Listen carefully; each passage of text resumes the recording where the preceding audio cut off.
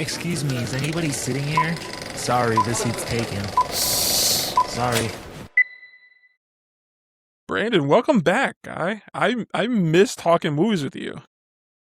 I missed it too, man. It felt like unnatural. I think I went to go see one movie while I was out, and I was like, "Who am I debriefing with?" It didn't feel the same. Yeah, I mean, I'm sure you've seen. I had a couple of guests on while you were gone, and I listened back to them because you know both of them. They both been on the podcast. Brandon came on, helped me with the Odyssey, and I really did enjoy that episode. I really did enjoy talking to him about that movie because like he's been excited about that movie just as long as us. Then I listened back to it, like I just don't sound excited at all the first half of the episode. And I was like, I did enjoy my time with them. Like I liked it a lot, but I was like, you could tell I was missing you. There's only one Brandon. No, I'm kidding. I love Brandon, and shout out to him for filling in. I think he did a really good. I liked hearing his thoughts and like his initial reaction of it. So yeah, he just went to go see it again. He invited me, but I didn't have the time to go see it again in 90 millimeter, like the true IMAX in Indy. He had his tickets for a minute because he had to buy like that IMAX has been sold out for weeks. Like I think all the way till next week even. It's probably sold out. Someone offered him like $120 for his ticket. He declined it. I was like, that's insane to me. I would have easily took that. I think you know this, I bought my ticket for the 70 millimeter that Thursday night, and my plan was originally to go down. Last minute, I realized I wasn't going to make it. So I tried to be a good dude and just get the ticket refunded. So some lucky person would just be like, let me just check and see. I had a really great seat. So I hope it went to a deserving person. Man, that's crazy. I just went to one of my, we're going to be talking about Spider-Man brand today, and I bought tickets for my friends. They sent me money, and I bought tickets, and they came later than us, because that was me, my dad, and my brother, and then my two friends were coming later. And I told the cashier, like, hey, is it cool if it's just us come in here, and then like I'll come back out with them, scan out the tickets then? She, yeah, it's fine. So then I go back up front and scan it, like to go scan the tickets with them, and the guy's like, you guys are good. I returned those tickets. Like I got that money back, and they still saw the movie. I was like, this is the gift for not doing their job. But what have you been doing? Like you just been watching? I mean, I've been watching your Snapchat stories. You've been pretty busy doing the army stuff. But have you been having a chance to keep up with movies and what's going on in the world? Yeah, not at all. I got to see some snippets, but I really felt like I was on my own island. Like I came back to so much going on, which is great for me. Yeah.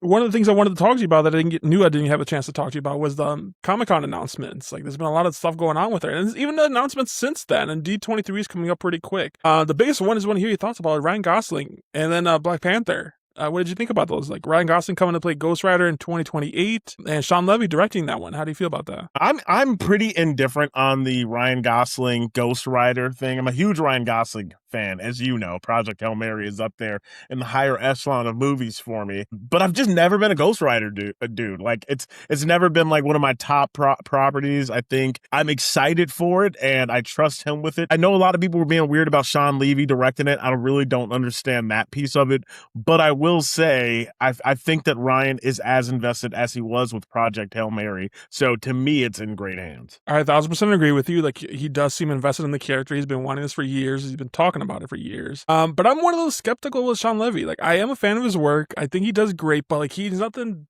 done. Yeah, he's done Deadpool, but like this is more magic on the screen versus like action pieces. I don't know how to explain. Project Adam. I did, and I did enjoy that, but I'm just trying to picture them how they're going to transform him, like the flame skull and everything like that, and that's not necessarily a him thing. Like we were talking about CGI and effects at that point.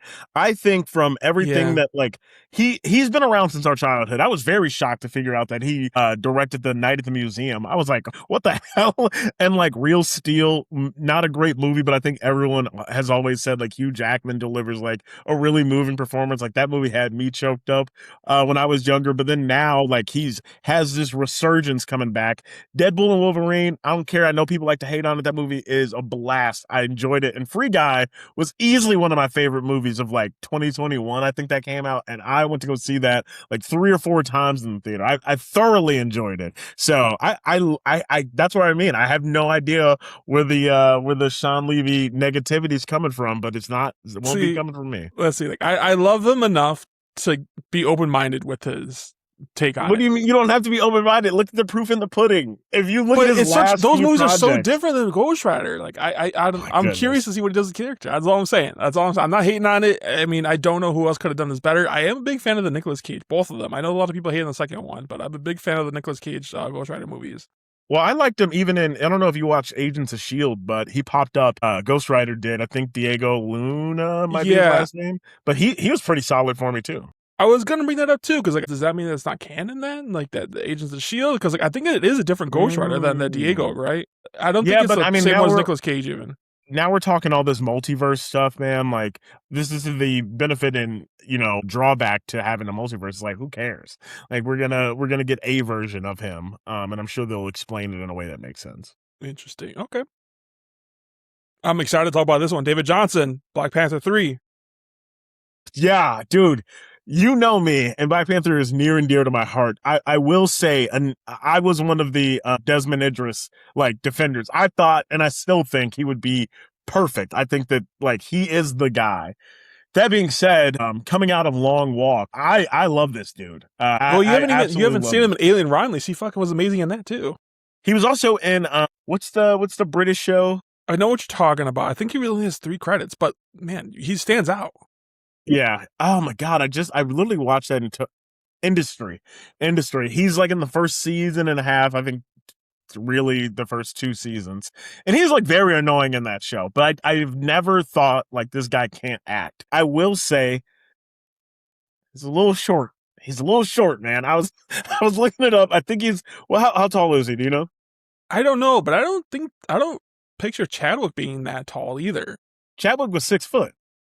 That's not that tall, compared to the other superheroes. That's not that tall. Is crazy. I'm 6 foot. I mean, I think David's 6 foot. Then if you call Chadwick 6 foot, no shot. Hold on, I'll find it. It's gonna bother me. Yeah, Chadwick was 6 foot, and David. My internet is so bad. Here we go. David Johnson, and he spells it crazily. He's 5'9", Rob. That's not that short. Are you?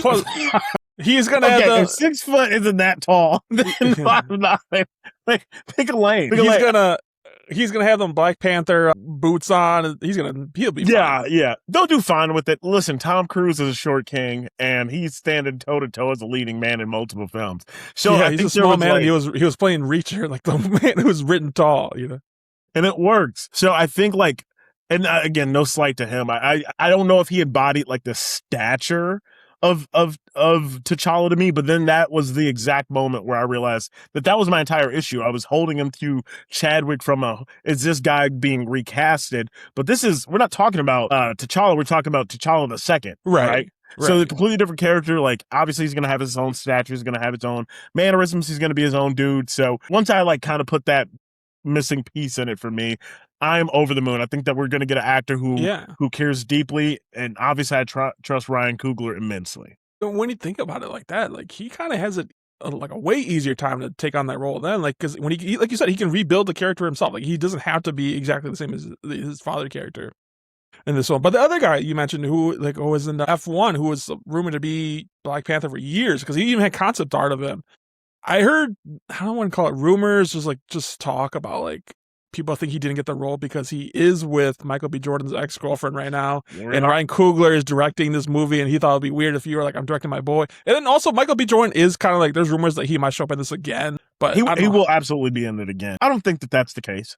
I don't think so either. When I thought about it, I was that would be not hilarious, but yeah, that actually is a really big interpersonal issue. But we're talking about constant professionals. Right. Damson Idris is also making a movie right now, Children of Blood and Bone, that we just got the trailer to, where he basically is doing his version of Black Panther.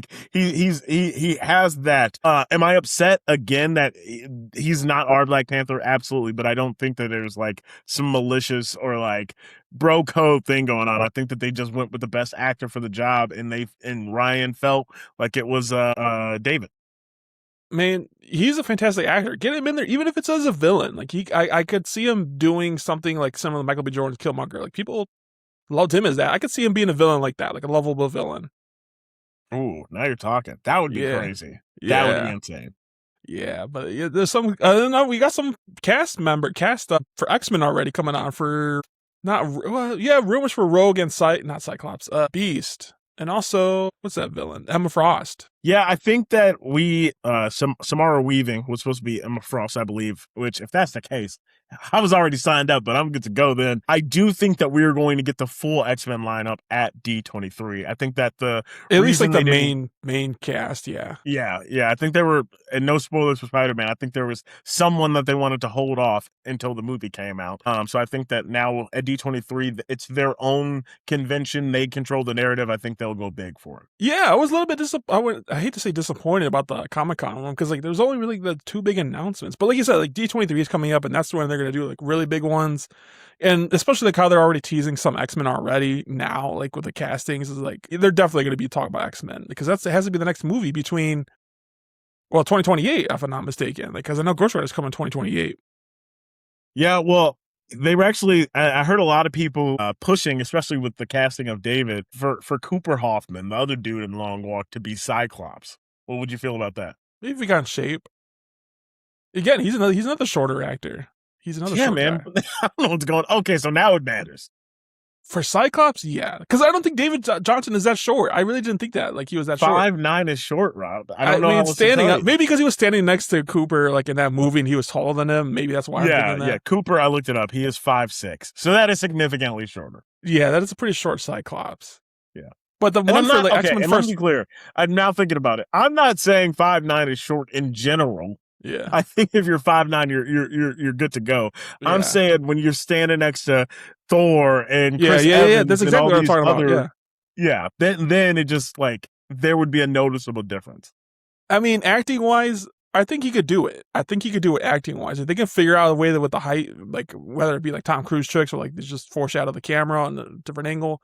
I think they could do it. I think there's other great actors out there who I would put before him, but I wouldn't be mad if they casted him. I don't really know if I could pick an X-Men. I mean, maybe a Beast even. I could see him playing the smarts. Not that one. But the guy who's rumored to be casted right now as Beast is that guy from season 2 of Beef. Have you seen that show yet? No, not yet. He's a taller guy. He's a taller guy. He's a very handsome guy. He reminds me more of like a Kelso type of guy, though. I don't know. Maybe he can do it. Maybe he can't. But it's too soon to tell. Like, I don't know how much we're getting of X-Men in how they're really going to hand off the characters from Doomsday to the new cast. Who knows? There's too much going on. It's too early to even talk about. We're here to talk about fucking Spider-Man, Brandon. We're here to talk about Spider-Man. Yeah. I love this movie. And I know I just said we're here to talk about Spider-Man, but like, I got to hear what you think of Odyssey before we move on. Phenomenal. Man, what a actual achievement in film. And I say that in the most pretentious way. I love this damn movie, Rob. I went in like I stand by. It's like a 9 out of 10 for me, maybe a 9.5. Like I didn't connect with it as much as I thought I would of like, this is my new favorite movie of all time. But I was just jaw dropped in awe. First 2 hours, like slightly slow, a lot of character, a lot of them running away. I was cracking up at times, like it was funnier than it needed to be. But then like the one thing I was wishing for, I was like, man, kind of wish it was a little bit more action. And then the floodgates open, or should I say the gates to Troy open, and then everything gets unleashed. Bro, I had a blast. I went with 2 of my army buddies, and we were like fist pumping next to each other in that damn theater. It was probably my favorite. Well, now Spider-Man's out. My top 3 theater like moments this year, easily. Christopher Nolan can do no wrong. That movie was phenomenal, and we talk about all the time how we love getting like posters and stuff like that. It came with a free poster, like not just like one of these mini ones that they usually do. Like it's a full ass size poster of him, like of Matt Damon showdowning against the Giants with his back towards us, and it looked cool as hell. And I got 2. I got you covered. I got one for you. Yeah. I'll say I'm gonna need that. And then I know if you saw, like, I got the popcorn bucket for that movie too, the IMAX one. I did. I was so jealous. That was like one of. Funny enough, that one and the Spider-Man bucket were 2 that I was like, I would genuinely get that if I got the opportunity. And then Spider-Man had so many popcorn buckets that came out this movie. So many ones. Like I had a couple favorites that I really had my eye on, but AMC only sold a couple. Like, not all the ones I wanted, and they had a couple cups, but if I buy a popcorn bucket now, because I'm way more selective which ones I buy, like, I have to really love it. It has to really resemble the movie, and you talk about it too, like, it has to be practical. I did buy 2 popcorn buckets for this movie, Brandon, speaking of, I can't wait to show you. I'll show you my least favorite one first, but it is badass. It's a simple popcorn bucket. Okay. But it's like the chest logo of the new Spider-Man outfit, and then you flip it around, it's the back of it. It's a little bit tiny. It is cheaper than like the other ones were. I can't remember. I want to say this is like $20, a little bit under. Like it's small. But it's just a popcorn bucket. But I love the designs. It's texture, so you can really feel the webbing on it. I like that. It's a good one to have at home. It's a good one to have at home. And I was extremely happy to get because it is the Spider-Man head. It is the Spider-Man head. You open up the top of the forehead, and it's a popcorn bucket. Yeah. Practical. I love it. That's the same thing. You can feel it. It almost feels like you're palming a basketball when it's like this. The lens you can really feel. The only thing I did notice when I bought it, I was like, oh, what is this in the back of his neck? Because obviously this is before I saw the movie, and then it ties in directly so it answered my question. That was very cool involvement. This thing is sick. I love this one so much. Well, and that one also just looks good on a shelf. Like that's a great one to have on display, but also, like we said, practical. So the other one I really wanted to have my heart set on, it's very similar to this one, but instead of the chest logo, it's his face and has like the eyes on it with like reflecting scene of the movie. That one was cool, but they didn't have it at AMC, which the one I went to at least. I love it. I'm so happy. Now that being said, I probably won't buy another popcorn bucket till Doomsday. I can't say that now, and then you're going to be sitting in line. Well, I can't imagine any other movie coming out from now till then to have a great popcorn bucket. But I also seen that for next week's Super Troopers as a pretty cool one too, with the hat as a lid. But like, I don't think I'm gonna love that movie as much as Spider-Man for me to justify to buy it, because I'll be just spending money to spend money at that point. A couple other movies before we get into the Spider-Man Brand New Day on Netflix. Kevin Hart dropped a new movie with the SNL guys. What is it? 72 Hours. Brandon, this movie sucked ass. This, like, all the jokes Kevin Hart got on the roasted for the Netflix special of his roast about how he says yes to everything. Like, this is prime example of why he gets roasted for that shit. Because this movie was so freaking bad. The premise was horrible. The cameos were lame. Cat Williams is in this movie as a cameo. Like, they do have a fight in this movie. Interesting. And I was so mad that he was in this movie. I was like, you guys had generational beef just to squash it, just to make this shitty ass movie. I was like, come on, you could have done something way, way better. There were a couple of things. I don't think I laughed once. The only time I really laughed was the end credit scene because they showed bloopers of the movie. I was like, that's the only time I laughed. Marcelo, I liked him a lot. I do like him a lot as a comedy person, and like he's funny in SNL.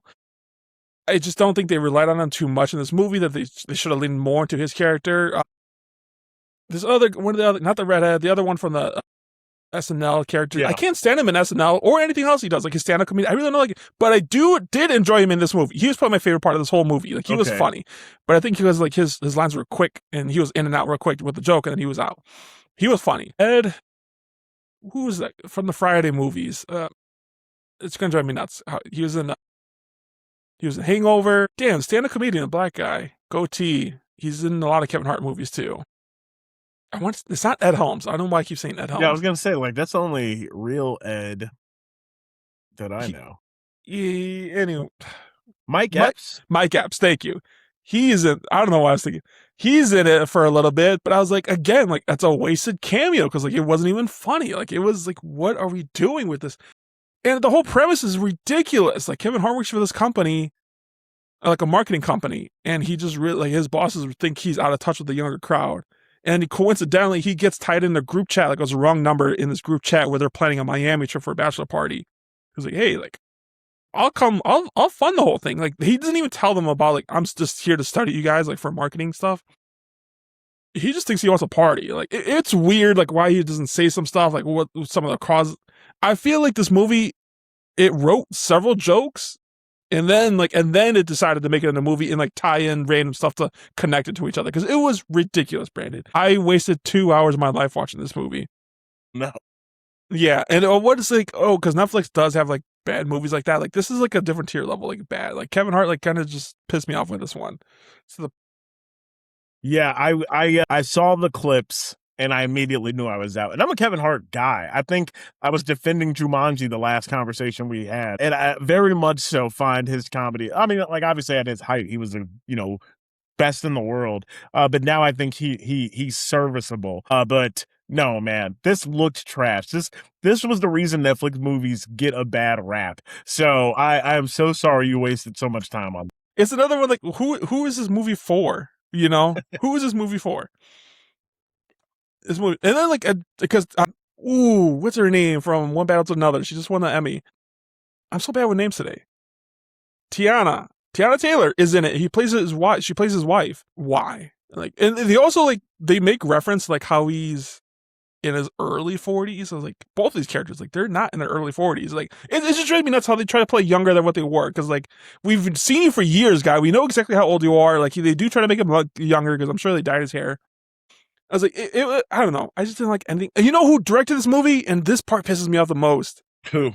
Tim Story. And if you don't know, this is the man who directed the first Fantastic Four movie.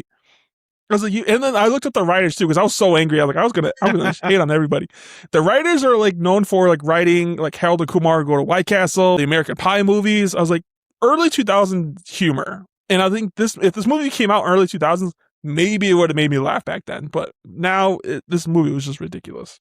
Yeah, I think you're giving it a lot of credit even saying that. I saw some of the jokes or some of the, like I said, I saw some clips and I was like, the acting in here feels terrible. Like, I don't know. Like, I like Tim's story from, again, Kevin Hart, Ride Along was really fun for me. Like, I love those movies, but I don't know what happened here.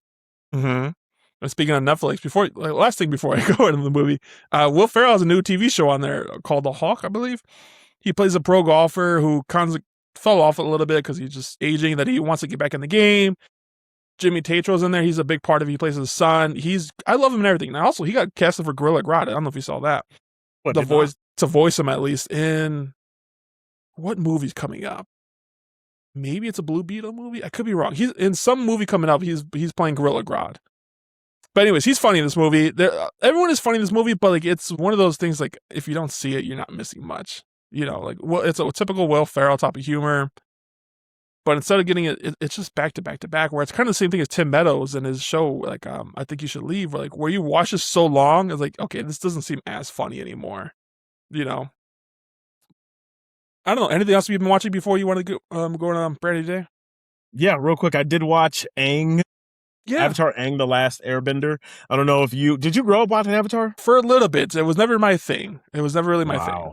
That's shocking to hear it. Not only was it my thing, it's still my thing, man. I firmly believe that Avatar is probably the greatest animated TV show of our generation. If and that's not anime, I'm not putting it against like the Naruto's and right. all that of the world, but like pure cartoon sitting in front of the TV. Avatar, I mean, it's an adult show. Like it covers all the things. I say all this to say, while growing up, I also watched Korra, who was the second Avatar. Korra is the most divisive Avatar, that people talk about. A lot of people loved the show, but Korra herself sparks controversy. So there's been a clamoring to have Avatar Aang back. We wanted to see more of his story. And obviously this originally was supposed to go to the theater. It's supposed to have a theatrical release, and then that didn't happen. And then the hard drive this was on got stolen, so it got leaked online, and the whole mess. But finally they put it on Paramount Plus. Fantastic movie. I literally brought up all the nostalgia points of like making me feel like I was a kid again while watching it, while also adding so much lore or so much more from a story point that makes me want significantly more of this. Like I would love a season and just give me everything you got. I'm not ready to give Aang away. Aang's an idiot in this movie, and I know a lot of people are talking about that. So that was probably the hardest thing to reconcile. Like, dang, man, Aang maybe is naive. It worked when he was 12, but now as a whole ass adult, he's still doing dumb stuff. But I could not help but to grin ear to ear. They obviously have a new cast, and the animation's different, but I think everything is pretty much elevated, and it makes you feel like you're 11 years old again, sitting in front of the TV. So this absolutely worked. I think why this show was so popular, and it's the same thing with anime in general. Like, it's just one long story. Like, you have to watch a certain episode to get to the next episode. Like, it's not like these other cartoons, like I don't know, Teen Titans, where like it's like one episode. Don't do that. Yeah, well, I'm trying to think of another show, like Fairly Odd Parents. Like, it's any other cartoon, where you just watch one episode. And it doesn't matter if you see this episode or watch the next one. Like it's a continuous story. Like, what happens in this episode is canon for this future going on forward. And I think that's one thing that people liked about it. Like, it was something you can look forward to every week. And we talk about that show on weekly shows. Yeah, and it took it seriously. Like, it wasn't just a kid show for the sake of being a kid show. It treated like threats is real, and it had a lot of lessons learned, and the characters, I don't know, evolved throughout. Like the first redemption arc I've ever seen when I was a kid was Zuko becoming like from this hated person, Rob, like trying to kill the Avatar, to the like literally learning about fire from dragons themselves, and they're going on this journey together. So I just, it's all right here. I think the only person who beats me at Avatar lore is Chris Fritza, the Fritzinator himself. But yeah, I absolutely love this. Would you think there is potential for like more movies of Avatar if this one does good? Yeah, but it's so risky, and I understand like the hesitation, because if this flopped, man, like people are going to be like, why are you touching stuff? I know I'd scream that from the rooftop. And the hard part is we already know what happens because we get Korra. So we already see like the 50, 75, years in the future. So like, was there a threat? Did I think like there's parts where a certain character gets hurt and you're like, oh my God, are they going to die? It's like, well, no, I know how they go. So there obviously is limitations on the, I guess, threat levels of the movie itself, but I think I'm more okay now with them going in a different direction. Like, I know obviously we're going to get that Avatar movie about the Earthbender, and there's a lot more things in the works, but this shows me that there's still so much that they could do. So I'm cautiously optimistic. Is there anybody like casting wise worth noting? Like anybody I might recognize? No, not yet. Well, for this movie, funny enough, Batista is the main villain, and he does a good job if you ask me. It's obviously voice acting, and Batista's done really good at like elevating himself as an actor. But yeah, I mean, it worked on all those levels. I love it. I love it. I always think about going back and watch the show, but you know what show I ended up going back to like a while ago, like trying to rewatch is Ben 10. Ben 10. Ben 10, man, slaps. Yeah, the movie's fucking awesome. Yeah. That show is awesome. Anyways, Brand New Day. We've been talking about this movie. This is one of our most anticipated movies of the year. I think this is, I can't remember whose list we had it for $1 billion, but like it was you. I surely think it is going to cross $1 billion, this movie. Like we just had a third one. I know, like we talked about last episode. Michael passed Toy Story. Toy Story was a new one, and then Mario for this year. So we have 3. It's a pretty good one. Usually it's only 3 max, usually for a year, I would say, they cross $1 billion. But Spider-Man's definitely going to be up there. And we saw like big movies like Dune and stuff like that coming out. Dune and Doomsday. Anticipation for this movie was huge. The last time we seen this character was Far From Home, where it was a multiverse story and everyone's mind was erased. This one, it's a brand new director, new writers, new stunt teams, a different take on the character. You can just tell like Tom Holland, who plays Spider-Man, has really fallen in love with the character. He really knows the character because they do try new things in this movie that I'm excited for. We're going to do like a first 3-minute review, spoiler-free review about this movie. What do you think about this movie? Yeah, no spoilers. I had a blast. I think this movie's fantastic. It is now one of my favorite Spider-Man movies of all time. We'll rank them at the end, but everything that you just said, the things that they elevate in this movie, I don't know about yours, but my movie started with Tom Holland, like giving a, hey, welcome to the movies, Tom Cruise pitch. Yeah. And he basically was like, hey, the performances in this movie we're proud of. The things that we shot we're proud of. And I felt that, man. New York has never felt New Yorker, even though this was filmed in London. The Spider-Man does not rely on tech. Like he really feels street level, and they really hammer that home. And it's just a personal story about like someone just going through the shit, Rob, that I absolutely connected on. I think from a story level, performance level, just how it was shot, like directorial level, I think that this was a fantastic movie. It is fantastic because Dustin, what's his name? I can talk. Dustin Daniel Cretton directed this movie, who did the Shang-Chi movie, and he also did Wonder Man, which I'm surprised we didn't talk about that. They just canceled season 2 of Wonder Man. I'm very upset about that. But I'm also hoping because of that, maybe they have better plans for him in the future. Like maybe we'll see him in a movie or so. Don't know about it. But the end of that show so beautifully anyways. Like I wouldn't be mad if they didn't do it. But this one, like you said, it's incredibly fun. I have some critiques, but it has nothing to do with like how it was shot or the directing or anything like that. It's just some choices that they chose to add into this movie that I just think they could have done a little bit better. But the pros outweigh the cons, and that's all you can ask for in these movies. I had a blast. It is a 2.5-hour movie. I did not check my phone once because I was so locked in. The cameos are great in this movie. I shout out to Joey Rivera, who came on last episode. He really loved, and I agreed with him, like how you just feel like you're in a lived-in superhero world now. Like where, like, yeah, it does make sense for him to talk to Yelena, or doesn't make sense that he'll run into the Hawk now and then, or even the Punisher. Like, it's kind of obvious, like, they're all in New York. It's kind of weird if they didn't interact, which has been a complaint of mine before. So, I mean, I couldn't agree more with him that this is like a lived-in superhero world. It kind of felt like a Superman movie that came out last year, like, where there's already superheroes in there and they already know each other, you know? Yeah, but this one we already did know them versus, and I love Superman, obviously. But yeah, exactly what you said. You know, the question of why don't they just call XYZ is answered very quickly in this movie. Like, I think they just did a really good job of establishing and furthering the universe that we already know.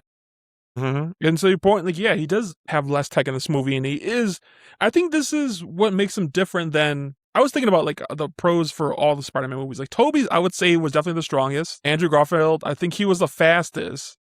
But I think Tom Holland is has the fastest decision-making skills, like, to learn from his mistakes and, like, to apply. I think he is faster on the field with his mind.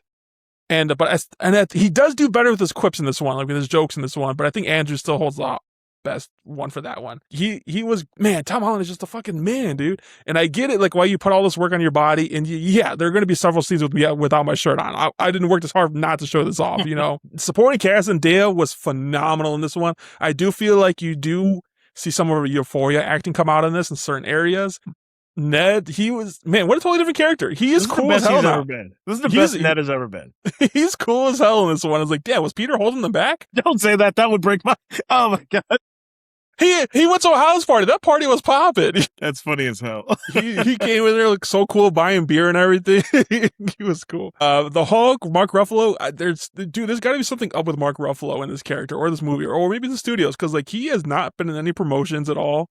He is not. He posts on his story like, "Oh, congrats to Sony and Marvel for our success." He doesn't really say anything like, "Oh, this movie's fucking awesome" or something like that. Like, and I wonder if it's a curious choice because, like, his past behavior on red carpets, where, like, he just draws the attention to other stuff going on in the world, which good for him for using that platform.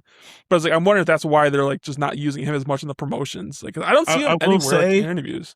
He did fantastic. Like, again, no spoilers. Fantastic performance as Banner. Like, he gets to show why he's a nerd, and I did appreciate that. Yes, my only thing I didn't like about the Hulk in this movie is it's all in the trailers. Everything you see is in the trailers. Well, I can't wait to break that down. Okay. Sadie Sink character, I think they did a very good job about having fun with her character by not confirming who she was the entire time. I think it was kind of annoying, but it was also kind of fun a little bit, you know, give us something, excitement to talk about. And I was not looking forward to her because I did not like her in Stranger Things. Like, this is like a hot topic. Like, I did not care for most of those kids in Stranger Things. I didn't care for, but I liked her in this one. I really did enjoy her in this one. Maybe because, like, they did something different with her hair and she looked different and she embodied somebody different than, like, a 12-year-old. She was great. I liked her. I did enjoy her performance. And I don't know if it has to do with, like, the fact that she doesn't have a whole ton of dialogue in this movie, but she does have physical moments in this movie where, like, we'll talk about in the spoiler part, but she was great. I really did enjoy it. 2 new characters I want to talk about that I thought about you and that I thought were casted for a very specific reason. Our boy from Severance, what's his name? Tillman. He was fantastic. I think they're going to use him throughout the future of the MCU. I think he's going to be the new Stryker. Sure. Like, he's going to be the one hunting down his X-Men because he's the head of Damage Control. And I thought, like, they casted him specifically because he also plays a head of corporate, like, kind of business in this on Severance. We don't know if you can trust him, really, you know. Like, I think they really took him, like, casted him for that reason alone. He was phenomenal in this one. I like seeing his conversation with Spider-Man, even Sadie Sink, because, like, he never raised his voice. He never showed any stress or anything like that. He was calm and collected this whole thing. He was badass. And also, the other one who I don't think deserved got enough credit was Detective Jean DeWolf, played by Liza Zayas from The Bear. From The Bear. 1, she did great. But 2, I think they needed a powerful woman who also was shorter than Tom Holland, because them standing next together, this is another thing about height. Them standing next together, he looked like a man, like a Spider-Man in this one. Like, he towered over. And then he talked about, like, I know Tom Holland's talked about, like, they took a lot of inspiration from the Insomniac Spider-Man games. He very much did so, and, like, I think it has a lot to do with the casting of her. Like, she was, like, his connection. They were his go-to person. They're always talking on the phone with each other. And like I said, like just the height difference really made a difference, I think, for that casting. Versus if it was someone because Tom Holland's not that tall. You just were giving me so much crap about the height, talking about height 30 seconds ago. That's crazy, Rob. It's a weird coincidence. But she was great. I really did enjoy her. And I think this is a character that they will be bringing back if they continue with this kind of thread. Yeah, you absolutely nailed it. I think that they did a really good job of, again, containing this movie to be like, hey, this is a story we're putting in front of you and showing you the assets that Spider-Man has, especially because, he's doing things a different way. But I also think that they were like, keep it in mind, future casting as well in a way that makes sense. I think all of these characters work and feel lived in and feel already established. Yes. And then some other villains in this movie, we've seen a whole montage, like, Captain Boomerang and then was it Rampage, and there's somebody else smaller that they showed in the trailers, and that's all they really show in the movie. Like they weren't. I mean, if they had actors attached to them playing these characters, yeah, I would think they have a bigger part of this movie. But like they were really meant to be nothing. Like it was just a montage to show the 4-year gap between the last movie and now. Was there anyone else big and notable in this movie that I can't think of off the top of my head? You didn't talk about the Punisher. John Bernthal, I thought he did. How did you feel about the Punisher before I go on? See, your hesitation pisses me off because that tells me that you're. I loved him, dude. I loved him. I thought that like this is it's still Frank Castle. He's swearing. He's like shooting. He's still violent as hell, but also like he's funnier and not in that typical like MCU Guardians of the Galaxy. You get a joke. Like their banter was like just situationally humorous. I thought he did well. And maybe that's why I'm hesitating, because you don't really see that side of him at all in the TV shows, in the Daredevil show and his own show, and even his special. Like he was great in it, and it very felt like a comic book world in this one, especially with them two interacting, in their suits. It was very cool. And they recreated that comic book photo at the end of this movie. Like we'll talk about the spoilers part, but there are a lot of comic book images that they recreated in this one, and it was great. And their chemistry together was great. It's just because those actors have worked together many, many, many times before, and they even talked about they made their auditions together. And the fact that they came back full circle together was just awesome. And you really do see their chemistry play on screen. Their open battle scene, like where they're introduced, where Castle's chasing the tank as well, it's just really pissing me off how they're not talking about Daredevil. Like at least just mentioning Daredevil, even a tiny bit. They don't have to. You don't have to, but we just talked about, like, it's kind of hard not to interact with these other superheroes. Granted, last we've seen Daredevil, he is in jail right now, but still, like, he could have been like, oh, yeah, you remind me of someone else I know who has confidence or something like that, anything small, like, even, like, the Wolf, like, could have mentioned, like, another superhero vigilante. I don't know. I liked him a lot. I'm not complaining about the Punisher being in this movie at all. He was fantastic. It was... I don't know. I wouldn't call it a gamble to have like such an R-rated character in this PG-13 movie, but I think they found a good common ground with it. Like, yeah, you do still see him using the guns. I don't think you really see him ever hurting anybody with it besides the big one at the very end. But like he was shooting at the Hulk. That was a pretty cool scene that we've seen together with them. Who would ever thought like in like 2012 we would see the Hulk fighting showdown with the Punisher? Like, and good for John Bernthal too, because like not a lot of actors can say they did that. That would be my reward right there. Yeah, I had to see him fighting the Hulk. It really made it feel like it was stripped outside, like right out of a comic book. Like, and I'll keep talking about that. This is a comic book movie that actually transcends comic books in a way. Like, it really felt like a coming of age movie. But man, when they leaned in, it felt exactly what you said, fun. The montage up front that everyone was like trying to dissect in the trailer, and they're like, oh, look at this scene, like it's gonna be showing, and it's just hey, here's 2-second cameo, just like comic book cover. Like I thoroughly enjoyed that. I would say about like 85% of the trailers were within the first 40 minutes of this movie, which I did like that. Yeah, I did like that. Sure. Because there was so much more that they could have thrown in that they didn't.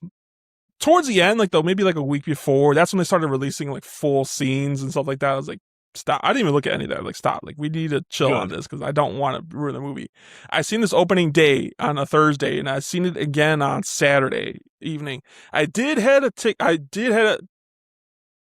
was supposed to go see this a third time on Friday night, but I went there to meet my friends who were seeing it for the first time, and they were sold out. Surprisingly, it was not even like this. This movie is not even in IMAX, Brandon. This movie's not in IMAX, but it was selling out all the theaters, and I wasn't even mad about that. I was like, good for Spider-Man, Speaking of that, Rob, I can now confirm that as of now, this is the second highest grossing opening of all time, just slightly behind Avengers Endgame. But I think you saw, I may have snapped you heading to the theater. It was completely packed out and sold out Saturday at 11:30. I said, oh, it's over. Like this movie's just going to had the highest grossing opening day at $168 million of all time. Second highest grossing opening weekend at $927 million, Rob. Like, this is printing money. It's crazy. It's kind of insane because it's not the best MCU movie ever. Like, you know, there's plenty more out there, but like that's kind of insane. Like how much the hype they build up for this movie because of that. Like, I wouldn't even say this is the best Spider-Man movie. I really did enjoy the Far From Home, like way better than this one. But I'm not saying this one's bad at all. Like, it deserves to get its flowers. But it's crazy, like how it's the second of all time. This just continues to prove that. Listen, everyone keeps talking about superhero fatigue. That's not a real thing. All right. There's bad movie fatigue, and obviously people aren't going to. But Spider-Man is one of, if not the most recognizable hero for Marvel. I think top 5 most recognizable heroes of all time. Like, he is up there. People may hate this. Batman, Superman. Like, when you think of household names, everyone knows Spider-Man, whether you pay attention or not. And because his movies have had a good track record, at least in the MCU, like, there's not necessarily a bad Spider-Man movie, but the hype and the all the good news, the good press going into it, like before this came out, only enhanced that. I think that people were waiting to get that, and it doesn't hurt that Doomsday is coming out. So obviously some faction was like, all right, let's see what happens before that. And Spider-Man was the perfect train to get a lot of people there. And once, you know, we keep getting this good news, and I don't want to brush over it. Like, this is making history in real time. Like, this is so exciting to see. It's crazy. It is crazy to say it like that. It's history, but I think a lot has to do with like why the movies are so Spider-Man so popular. Like, these movies are the closest out of any MCU movie that feels like it's straight out the comics because of the costuming and they really just like at this point, like as the MCU, this movie would not have been made if it came out like 2009 with Iron Man. You know, 2008. This movie would not have existed like in that time frame. Like the fact that we gotten this far with like, okay, like let's just give the people what they want. Let's give a comic book accurate suit. Let's do like the Punisher fighting the Hulk, you know, like this would never have happened like 20 years ago. And I think it's just the point in time in history, like, okay, like it is acceptable now. Like people are going to come. People do want this. Like the same thing with Deadpool and Wolverine. Let's give them good suits and then people are going to come and see it and love it. And we do. And that's why these are breaking so many records. Like, well, and then take that and also say, like, yeah, you know, 20 years ago, thankfully, we were blessed enough to get Spider-Man and Spider-Man 2. We won't talk about Spider-Man 3, but like, obviously, like, people still have nostalgia for it. I love the memes of like the little kid in the theater, and now like that kid has a kid of its own, and they're watching this together. I went in a theater and I saw that actually happen, so that was neat. But also, like, yeah, man, but we're coming off of No Way Home, which made almost $2 billion and everyone loved. On top of that, we have the Spider-Verse absolutely crushing and doing the same thing. Like, this is the time where Spider-Man the Insomniac games too. It's protected. It's a bankable brand, and like there's not negativity around it. Tom Holland, like people love. Zendaya, they love. You keep filling this with more stars. Like, this is the formula, but it just takes it in a way that because they're protecting it, because it's so much like faith in it, it just all worked out. And I know we talked about this before, like, you know, especially the first 3 Spider-Man movies. Like my friend Brandon, who came on the last episode or a couple episodes ago, one of his biggest complaints about this movie is Spider-Man. He has cameos in there, like Iron Man, Doctor Strange, and all these superheroes in there that Nick Fury. I was like, it's a contractual thing. Like Sony is requiring them to have like some kind of Avenger or a Avenger adjacent character in the movies. At this point now, like I'm expecting that. Like I want that. Like you said, like I said 100 times, like they're gonna interact with each other. Like they have to. Like it's gonna be weird if they don't. That's my point. It'd be weird if they didn't. And all of them serve as like a mentor character, right? What he learned from Tony, and we saw like their relationship, the Doctor Strange, now Banner. Like it's been, and then obviously the last one, he had the mix of his past Spider-Man. But I think that's the biggest point for me when I said, hey, you know, he doesn't rely on tech. It does obviously feel like a video game in that way where he levels up, but it's also like the number one criticism I hear from Spider-Man, especially in the early Homecoming days, is like, oh, this is just Iron Man Jr. I hear that all the time. Not anymore. He's still smart, and Peter Parker has always been that way in the comics, but he's not like so reliant on a suit that has all these, magical powers basically, or like this crazy technology. Like he is ground level, and they lean even more into that in this. I'm glad you brought out his smarts in this movie because I thought that same too. He's out of high school now, so he doesn't really have that excuse to use his smarts like problem solving with web shooters or something like that. Like he's using his classroom as like his tech. He's doing this stuff outside of high school, and I think that's very impressive to keep that part of his character a little bit. Like he has a whole lab in his computer station that you want to say in his apartment, and then he's still like talking banner science talk, and then, like when they interacted at school, it was very cool and refreshing to see. Not refreshing, but like, it was just cool to see that in his character. Like he keep up the science talks, and he does get excited about science and everything like that. And he also hints like he does use science when he's like shooting his web, like how high he has to jump and everything like that, or how hard he wants to hit somebody. I love little details that they kept in there like this. Before we go into like spoilers territory, like how was your theater reaction? I went and I've seen a couple people in costume, and I love that. Same. I had a few people in costume. Again, like I said up front, completely sold out theater. And maybe that like also helped. Dude, I'm walking into the theater. You know me, I try to skip some trailers. So I was damn near late. And just the swell of people in that theater. Like there's something about it that just made me feel good. Hilarious. I get to my seat. There's like a 60-plus-year-old mom sitting to my right, like with her family. And then like this older brother and like his little brother watching to my left. And at first I was like, this is a weird dynamic. Maybe elevated my movie times 5 because the fact that they were all laughing at the same thing, I was like, it's generational out here. But like the little kid just in awe and amazement the whole time, and the old lady just being like, oh hell yeah, like just cracking up at the smallest jokes. My theater did the applause at the end thing. Like these were the people who wanted to see it because obviously it's noon on a Saturday. You had to go out of your way to see it.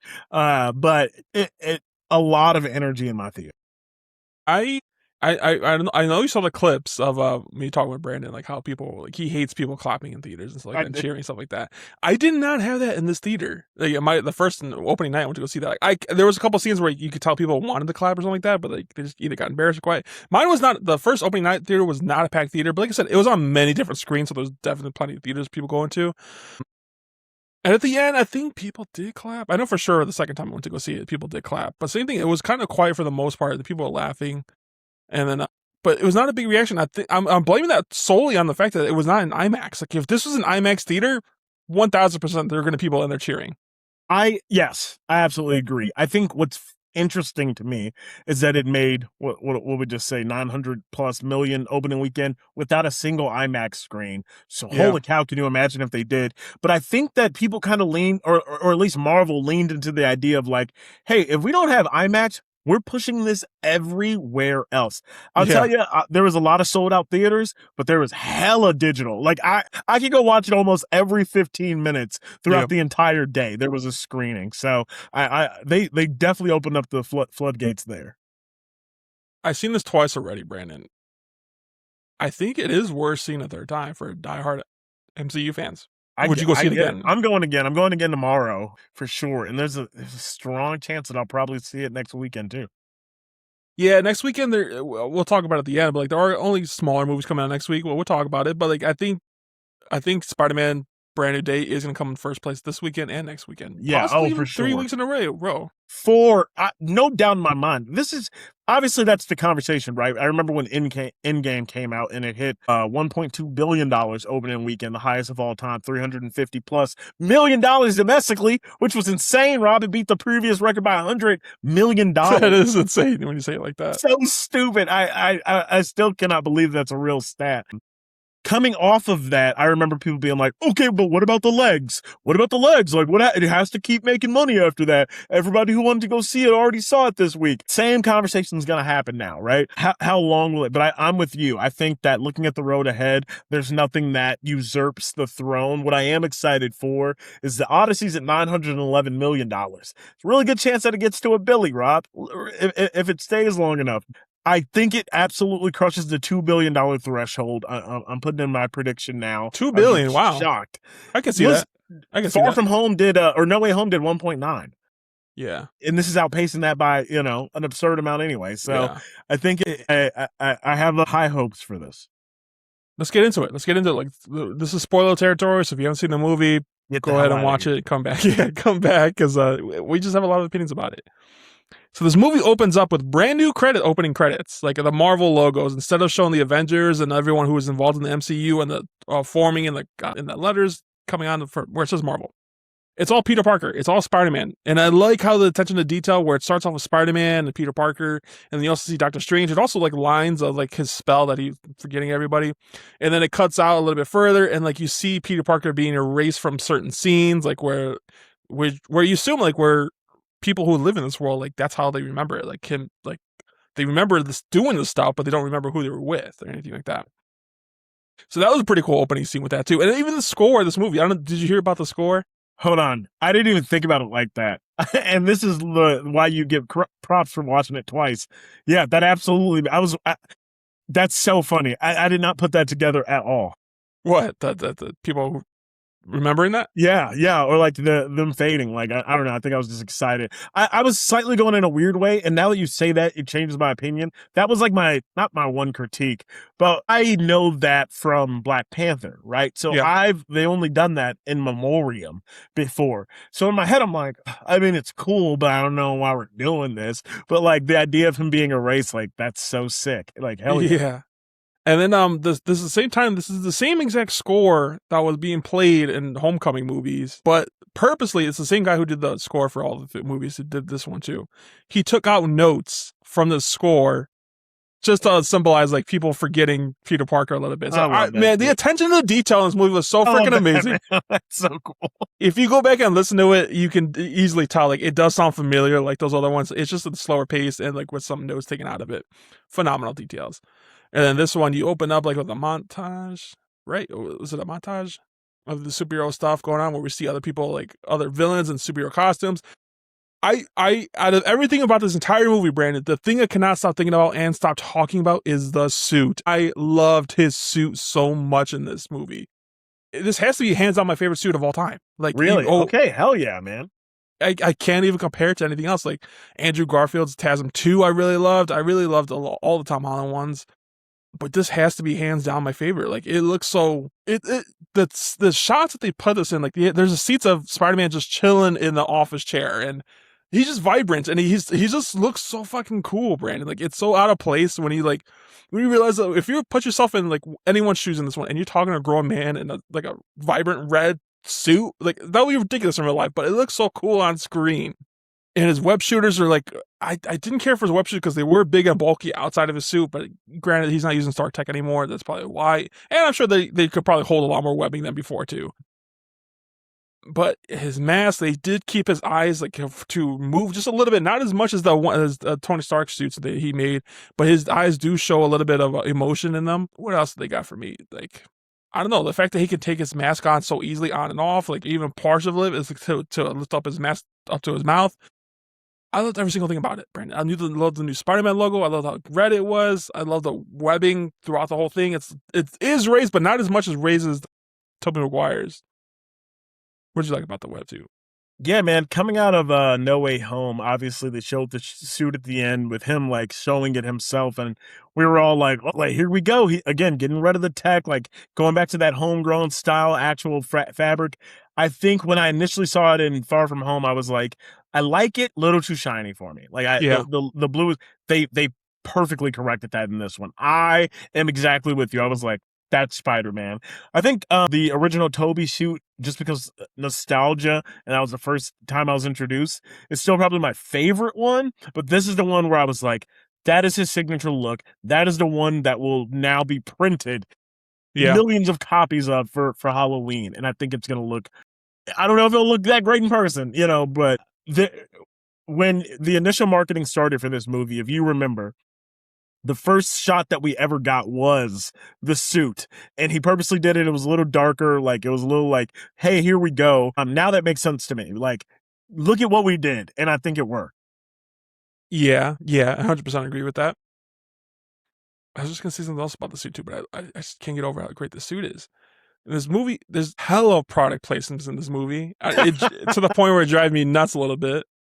There was one specific one, and I'll just say it right now. It was like this lady walking around, and she had like I think it was a TJ Maxx bag, and like it took me out of the movie so much because I was like, why do I just see the TJ Maxx logo for so long? I was like, oh, that's product placement.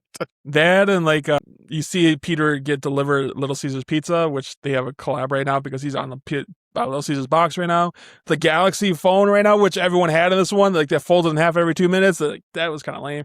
The only thing about the suit, really, too, like I wish they would have like did some kind of showing on like where they put the phone, you know, like where he pulls out, wherever he pulls out, you know. I'm sure it's like a back pocket or something like that, but like show me you tucking it in, like because you saw no lines on there, you saw no creases ever. They're like, where are you keeping this stuff? BMW, you see that on there, which is always a given in these superhero movies. There was something else too. There's quite a bit in there that the product placements. This just kind of like took me out of it. That I hated that, but I get what you got to do. That's what's paying the bills around here. Hey man, whatever funds the movie at this point.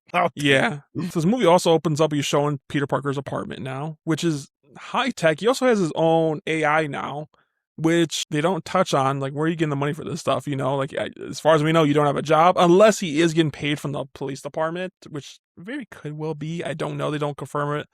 But he has all this high tech. He even has like a 3D printer in his apartment. Like, this is kind of insane. With no sense of job. Like, I do.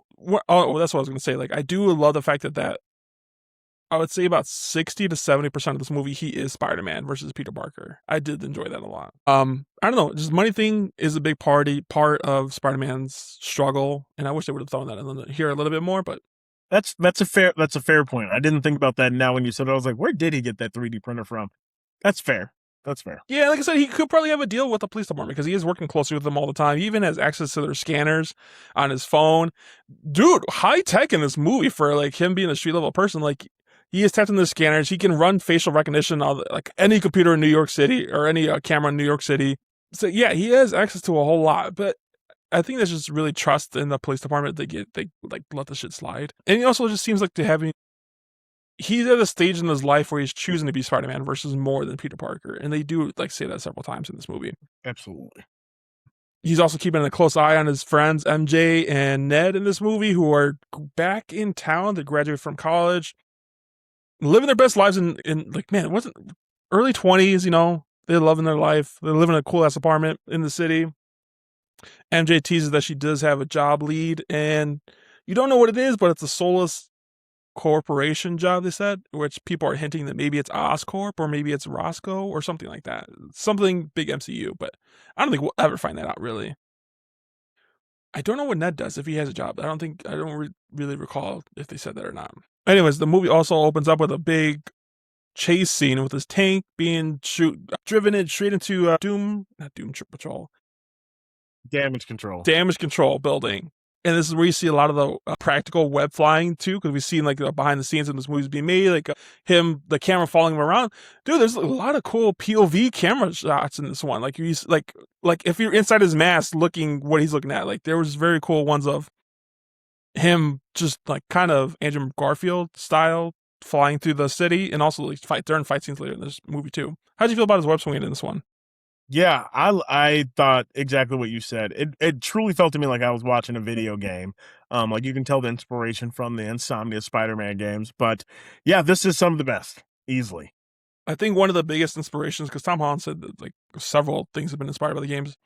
He said one of the biggest things was the finishers. I definitely recognize some finishers from the game that was in this movie, specifically when he was fighting Scorpion and he jumps up high in the air and he hits his web to the ground and he comes stomping down on him. Straight from the game.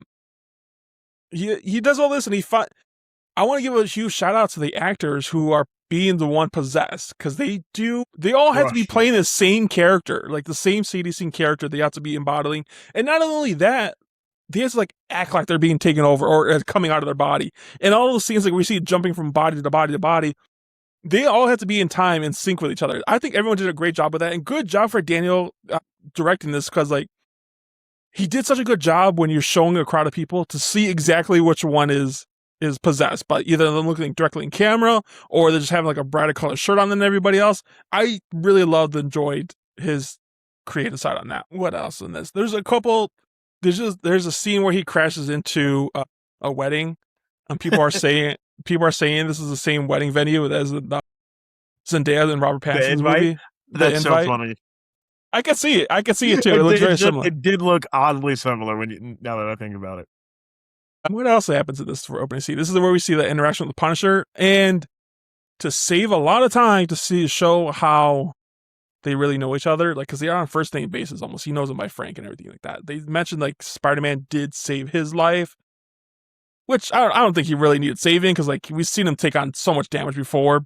He would have bounced back from it. No, that's the whole point. Like, that's how I took it too. I was like, man, if Frank got to the point where he needed saving, one, and that he not openly admits it, but like can acknowledge that happened, must have been in bad shape. But I love that they never really cover it. No, but to bring up the fact that like to stop everyone's complaining, how do these characters know each other? They bring this up several times throughout the whole movie. You know, I was like, they're really forcing this down your throat. Like, yeah, this is how they know each other. Like, obviously, that's they it. had all of Staten Island. You know, it happened. Yeah. But his character is badass. You see, is the Punisher van in this one. I think is making his debut on screen. I think great. I don't think it was in the Punisher show, but you see them webbing him up. That was pretty funny. Frank is in this movie a lot more than I was really expecting to. I thought it was just going to be the opening scene, then that was kind of it. But no, he's there helping with Zendaya and the Hulk. Scorpion's in this movie too. I don't even want to consider Scorpion's in this movie too, because you don't even see the Scorpion like as himself in this one. He is possessed later in the movie, which you see, like he has a mischievous look on him every time, especially in the beginning, like a mischievous look on him, like he does have something planned for Spider-Man, but you don't know what it is. And like when he gets out of prison, he was switched just so Sadie Sink's character can capture him and use him to get behind that vault. So I don't know. I really don't understand what his beef is. Besides, I guess he was the reason he was locked up in jail, because he that arm deal. He's just a long-term Spider-Man villain at this point. He got by him, and now he wants his revenge. That's typical. I forgot one of the characters we did see in a cameo, like for the opening montage was what's that mobster Tombstone. Like it was a big deal when like people saw like, oh, we got this guy casted as him, and bro was in there for like 30 seconds. That's what I mean. Like, I think it subverted our expectations in a really neat way of, you know how I feel lately. Like, when it comes to these big tentpole movies, I'll watch the first trailer and the teaser, but I kind of stay off of anything outside of that. But I just remember everyone breaking down these trailers, like, piece by piece. And then when they're like, Tombstone's in it, so that means X, Y, Z's are going to, and they're like, or the hand. Like, they were like, oh, the hand, like, they're going to have a huge piece in this. And it's like, throwaway. Like, I almost appreciated that. No, I hated the fact that the hand was in here at all. I hated the fact. And maybe it had to do with the trailer, like how they showcased them. But like everything you see in the trailer is in this movie. I hated the fact that they were in it and you don't even see them fight. Like that opening scene, like where they show him like jumping off the roof and them jumping up at him in broad daylight at that too, which they never do. And then the news anchor was reporting like Spider-Man tucked on the hand. No, he fucking did it. That was all Daredevil. Like do not undo everything Daredevil did in his Netflix shows. For like I don't think that's what was happening. I think that listen, just because we don't have information doesn't mean like it's a hole in the story, right? Like they could, and yeah, maybe they could have said it, but obviously the hand in some way, shape, or form came back and got elevated to the point where Spider-Man had to take him down. This is where I mean, like this is comic book 101. I felt like I was flipping through. I don't like though, like they just brought him back, like just to use as a weapon. I solely believe that they brought the hand back just so like we got a Spider-Man fighting ninjas, and how are we gonna get ninjas in the air? Like let's bring back the hand, because like I kind of doubt that they're gonna find that the hand would like just work for damage control like that, like nothing. Like you know what, we do need a leader, and you seem like a good leader. Let's follow you and like do everything you tell us to do. I do not fucking believe that 1 minute. Granted, he does say that they are kids and stuff like that, but like okay, like well, you take them like and just make your own task force with them. Like you don't have to be the hand still. I don't know. That I mean, it was cool seeing them at the end scene, like, but for being the third act, a big battle, it was cool, and it was just really a point to Spider-Man really accept his new powers. And that team did work with Jackie Chan's team in real life to get some of the stunt coordination, which is very cool. And you do see that even at Peter Parker, it mattered. Like, damn, that's cool. You know, like it was cool to see that. But I was like, for being the third act, I was like, I think it could have been a little bit bigger, I should say. That I see, and this is where I like so wholeheartedly disagree. Rob, gone are the days of giant beam in the sky, alien fodder. Like, I hated that with my whole heart. I think it was done well twice, maybe 3 times, and then every movie copied it. And then the famous, you have the same powers as me. So the big battle at the end is me learning how to defeat. Like, nah, I'm get over it, man. I don't want that anymore. I am happy to see. Obviously, we're in this new realm because it just happened in Thunderbolts of like talking the villain down through like therapy, basically. Like, that's an interesting choice. But like, give me some like there's obstacles in my way. I'm gonna take them down in my own unique way, and then keep it pushing. Mm-hmm. How do you feel the fact that Peter Parker was so trusting in damage control? I was like, they caused you problems before in life, and now you're working with them. Yeah, I think Peter is still kind of a idiot, and like when it comes to people. Yes, because like I do like the first 3 movies considered his origin story. I really do believe that. Kevin Feige has even said that itself. Like if you think of it, it's a collective origin story for Spider-Man. And now like to throw in the fact like, oh, you're evolving, so now we're getting another origin story with you. But I think this is going to stick with this theme like he learned from his mistakes. I don't think he's going to be as trusting going on further. I think he is going to be like skeptical of who he works with. Even speaking with the Wolf, like maybe he's like going to be questioning his relationship with her in the future because he thought he was doing the right thing, and then he finds out like, oh fuck, I was helping the bad guy, you know? Yeah. Well, and you know what? And I think that they did a really good job of. He wasn't okay. So he wasn't so trusting that like he was like bright-eyed and being like, okay, this all makes sense. This is all good. I think like how he wasn't Far From Home. Yeah, exactly. I think he was cautious the entire time, actually. I think from the moment like he walks in and sees them with the electro fist, and then he's like, don't know about that, and like, hey, and he's questioning him like, have you ever heard of this? And and not telling him where he got it from. Like, I think he was slightly suspicious, but when he knows for a fact that there's a villain involved and these are the people that he needs to protect. So I think that obviously gained him. Even at the end, he was like, hey, I heard her say this thing. And then like the guy just had a reasonable excuse where he was like, okay, yeah, that makes sense. Like, I don't think that like it was so like, I'm not sitting here wondering like, how could he have not seen that coming? I'm like, yeah, like he just should have been a little bit more heightened around them. And now I do exactly what you said. I think that he's taken that one to the heart now. He'll be like, nah, all right, well, now my head's on the swivel. Like, that's the last time I'm trusting a government agency when I know that my gut's telling me not to. And there's so much stuff like where I think they echo from the past, like the scene where he's fighting Scorpion and he hits him against a cop car and the cop almost dies. I think he was exactly remembering like Aunt May, like fuck, I caused somebody, like because of my actions, I caused somebody to die. You know, I think that's like where that hit home for him too. So yeah, he is just gonna learn from this from the get go. I think it's kind of hard not to talk about Sadie Singh's character anymore. Let's do it, man. Jean Grey herself. Jean Grey has been confirmed. She denied this the entire time. They flat out said, I am not playing Jean Grey. And slap in the face. Yeah, you know what? I am Jean Grey. Fuck it. You know? And the second half of this movie just turned into an origin story for her, kind of, which I'm not mad about. Like, it was cool to see it. Like, their introduction to X-Men in this movie. When I talked about, I had complaints about the choice of this movie. Like, one was the hand. I hate the hand involvement at all. But two, like, Spider-Man has so many cool fucking villains. Like, why did you have to make an X-Men, like, be part of this? Like this, I for sure thought it was going to be Mr. Negative. I for sure thought it was going to be Mr. Negative. I also thought it was Mr. Negative at one point.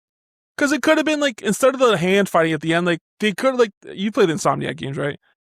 Like, they had the whole scene, like, where he's, like, possessing people, like, in the negative zone or whatever you want to call it. And, like, that could have been the same thing, but just way cooler visual effects. But bro, but they talk again. I'll use the phrase subverting our expectations. We suspected that Jean Grey could be in this movie. I don't think anyone had it on their bingo card that they would go, oh, she's the villain of this movie. Like, that was such a great twist for me that to the point where I knew she was in here and I was looking for her. In the scene where we see her in his apartment, I thought that was a dude at first. Like, I was so jarred when they were like, that's actually Jean Grey. I was like, oh, shit. All right, here we go. And like everything that we know about her powers, it didn't occur to me that that would be one, like where she's hopping from person to person, like horror villain style. Like, it was kind of interesting that they kind of went like a Scarlet Witch approach of making her the villain, but with a genuine reason. That was interesting to me. By the way, like when I say it's her origin story, because I think at that time, that's all I believe she thinks she could do at the time was take over people's body. And it wasn't until she had that realization with Aunt May, it's like, oh fuck, I'm unlimited. I can possess things, I can move things with my mind and stuff like that. And that's why you start starting to see that with the shards of glass in the end, and just unlocking the door for Peter Parker, he can't get in, stuff like that. She really found her true powers in this one. Like, and it was a traumatic event. You know, we know from the X-Men past, like, many mutants don't get their powers until like a traumatic event happens. And it also drives me nuts. They never say the word mutant in this movie. Drives me nuts. They say the word mutations a little bit, describing it. No, well, I want to see you classified as a mutant. I want to see people classified. It's not a common phrase yet. Things got to catch on. How about like Spider-Man being the godfather to like the inhibulator for X-Men? That's kind of a big deal. That's going to be a huge deal in the future. He's basically like Oppenheimer with this, like creating this. And you can classify it as the Hulk playing Einstein character, but he's like the brains behind it. He's like, yeah, you could do this, but here goes some warning why you shouldn't do this. And he does it anyway. It's exactly like Oppenheimer. And it's going to cause some future for the X-Men down the line. But that is crazy how they introduced that tech in this movie already. And it's something they are going to continue to use because you know the damage control is going to be hunting down these mutants in the future. That's my soapbox. No, I get it, but like, I can't think of a better example to show the effect of Charles Xavier, right? Like, this is why he's important. This is why that community matters so much, because you have all these young mutants who are so alone in the world. Like, yeah, they don't say mutant yet because, again, it hasn't caught on. It's not a phrase yet, Rob, but they did do a good job of being like, but this is how parents react to it. Like, they just don't mess with it. And already starting that divide early. I absolutely think that works. I'll tell you what, though, and we can maybe launch the conversation around Zendaya net of it all. She's twisted, man.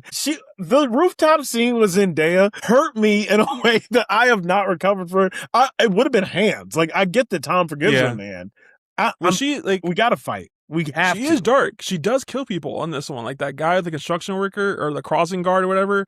She puts him in front of a taxi and he gets ran over. He's dead. All right. He's dead. He just had a few injuries, man. Even like that. Well, I know she knows Spider-Man would save him, but like that guard in the beginning, he's just like, Spider-Man, catch me or something like that. And he just jumps out the building. She's a murderer. She is pretty dark. She's an attempted murderer. And this, but like her scene with Aunt May, like I'm so happy it's Marissa Tomei's Aunt May. Like her lesson to Jean Grey is going to echo her future from here on out. You know, like you mentioned X-Men, like our Professor X, like, yeah, they're going to have similar conversations with the future, but like at this point, you're going to have Jean Grey to help help comfort New Mutants too. Like just from this one conversation, you know, like it was cool to see a lot of this. You could see the potential, how it's changing people, like how Spider-Man is changing people. Very much so. And again, it goes back to, obviously, with great power comes great responsibility. But like more than that, I think that, I mean, from the way that it was shot and like just everything that happened with it, he's her Tony. And that's like crazy when you think about it. Like the same scene of Tony sitting on his bed, you know, giving him the pep talk. Like they expand on that so much to be like the lessons that we learned so early can be generational. And exactly what you said. Now she has this burden or this understanding and context of like how I can live to be better. And now she gets to be that person for other people. So even though Aunt May is dead, Marissa Tomei's gone, like the lessons that are learned are echoed throughout the universe. And let's talk about that shot alone. Like it's a flashback scene where she tries to go into his mind. This scene had to been like in real life, real time. It had to been like right after the Homecoming one, like after she finds out he's Spider-Man. Because like, you see I don't know if you noticed on the bag, the floor, the bag where Tony Stark leaves on his bed, like this belongs to TS. You see that in the shot too. It's on the ground. I didn't know that. And then you know, this is like, so it has to be like right then and there. Like also they do a little bit, tiny bit of CGI to make them look a little bit younger. And Tom Holland does raise his voice a little higher octave just by a little bit. Speaking of his voice, like what a heavy accent. What a really beautiful accent, bro. I really enjoyed that. It's the little details like that. Like he is from Queens and he has been living in New York for like the past 4 years, like in the city. So it does make sense that he does have an accent too. Well, and it made me think in real time. I was like, yeah, Spider-Man should have a New York accent. Yeah. And like you can tell when he leans into it, like when he's going to say something, like presence, man. Absolute presence. Tom Holland really did the work. And like I said, he worked on his body. He's the biggest he's ever been, I think, for this movie. Yelena's in this movie. Let's talk about her because we skipped over her. I heard rumors like weeks or months ago, maybe like Yelena's gonna see Spider-Man naked, and I was always confused about that. Like, how the fuck is that gonna happen? What the hell? What type I of heard sex about video, that. Rob? Yeah, yeah. And then they did play it off by like having her like her office being in the bathhouse, and they do funny situations where like take off your clothes, like get in the bath. And he leaves his mask on too. Like he really learned his lesson from the past movies. Like, I'm not trusting anybody with my identity, you know. Yeah, he stuck with it, and then I love how the details, like you see bruises all over his body and stuff like that, and he still played like a little comedic, like his feet float up of the water.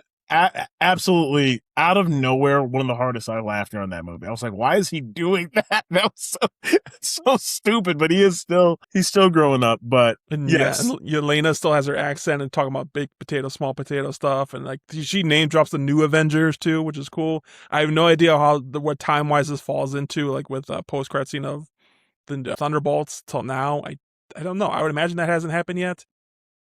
They also never mentioned the stuff that happened. I thought they kind of would, especially with Yelena in the beginning here, like the stuff that happened with in Thunderbolts with what's his name, the villain, Sentry. like Sentry. They never like talked about how like I don't know went dark and like that.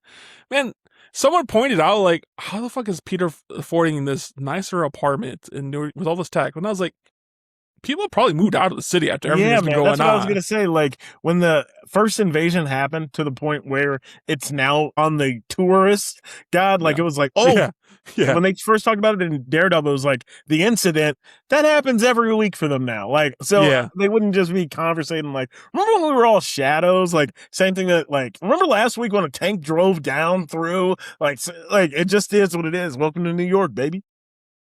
There was supposed to be like a comedy series that called for the Damage Control, but I think that's probably before they decided to make them the villain for most things. There was a similar series through DC. Yeah. With Vanessa Ann Hudgens, who is just chef's kiss.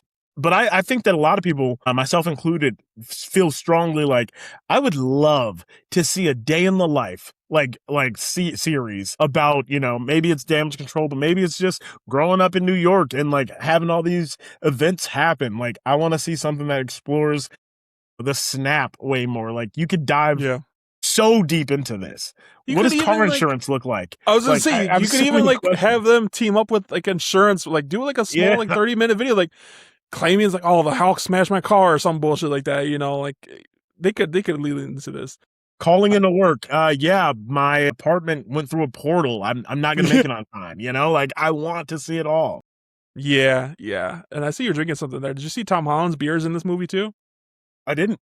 Yeah, when he's in the store buying flowers and stuff like that, he reaches for something on the shelf, and you can clearly see his brand of non-alcoholic beer on the shelf too, which is very cool. Like it's a small detail. Like I don't think if it was any other brand of beer, like I probably wouldn't have noticed, but it was cool. It was Tom Holland's in there, and he got that in there. Yeah, Yelena was cool in this one. I'm not upset that she did get involved in the action because like she even says like this is like below our pay grade. Like we don't give a fuck about this. Big potatoes, small potato. I saw someone on LinkedIn already change their job description to big potatoes, and that made me laugh. That is kind of funny. That is funny. What else did we get on here? Like not Sadie Singh, Jean Grey. Like I didn't know this, and I guess it is canon to the comics. Like she had a sister in this movie, and then the VMAX thing. Brandon, can we talk about how dark this VMAX thing was? VMAX, Jean Grey was hunting something called VMAX. She didn't know what it was. She know that's all the last thing that her sister told her through telepathic. VMAX. And you think it's some kind of weapon or some place she's holding her, and to the point like where even do where the Damage Control was like, I don't know what you're talking about. And then you realize like, oh, that was just the last thing she saw, like being alive. That was a pretty dark moment. Yeah. And that unlocked the power there. But Rob, okay, we're not talking. We got to go back to Zendaya and Ned. Okay, please talk about this. Let's go for it. This definitely like the B story, but it is very impactful the whole show because you wonder beautiful, maybe.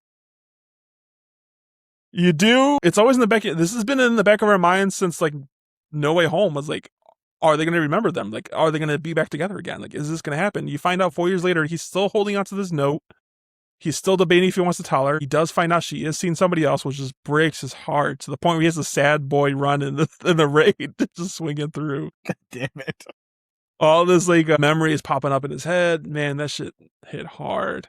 And then you find out Ned too. Like Ned, like they have her boyfriend. Like he's looking at it like this is exactly what my life would be like if I didn't have these powers. Like I would be here with these guys having the time of my life. And it was just it's sad. Like it's a sad realization for Peter Parker to realize he can't have that life. And then he meets them a couple days later. Jean Grey goes after her because he knows that's who he loves.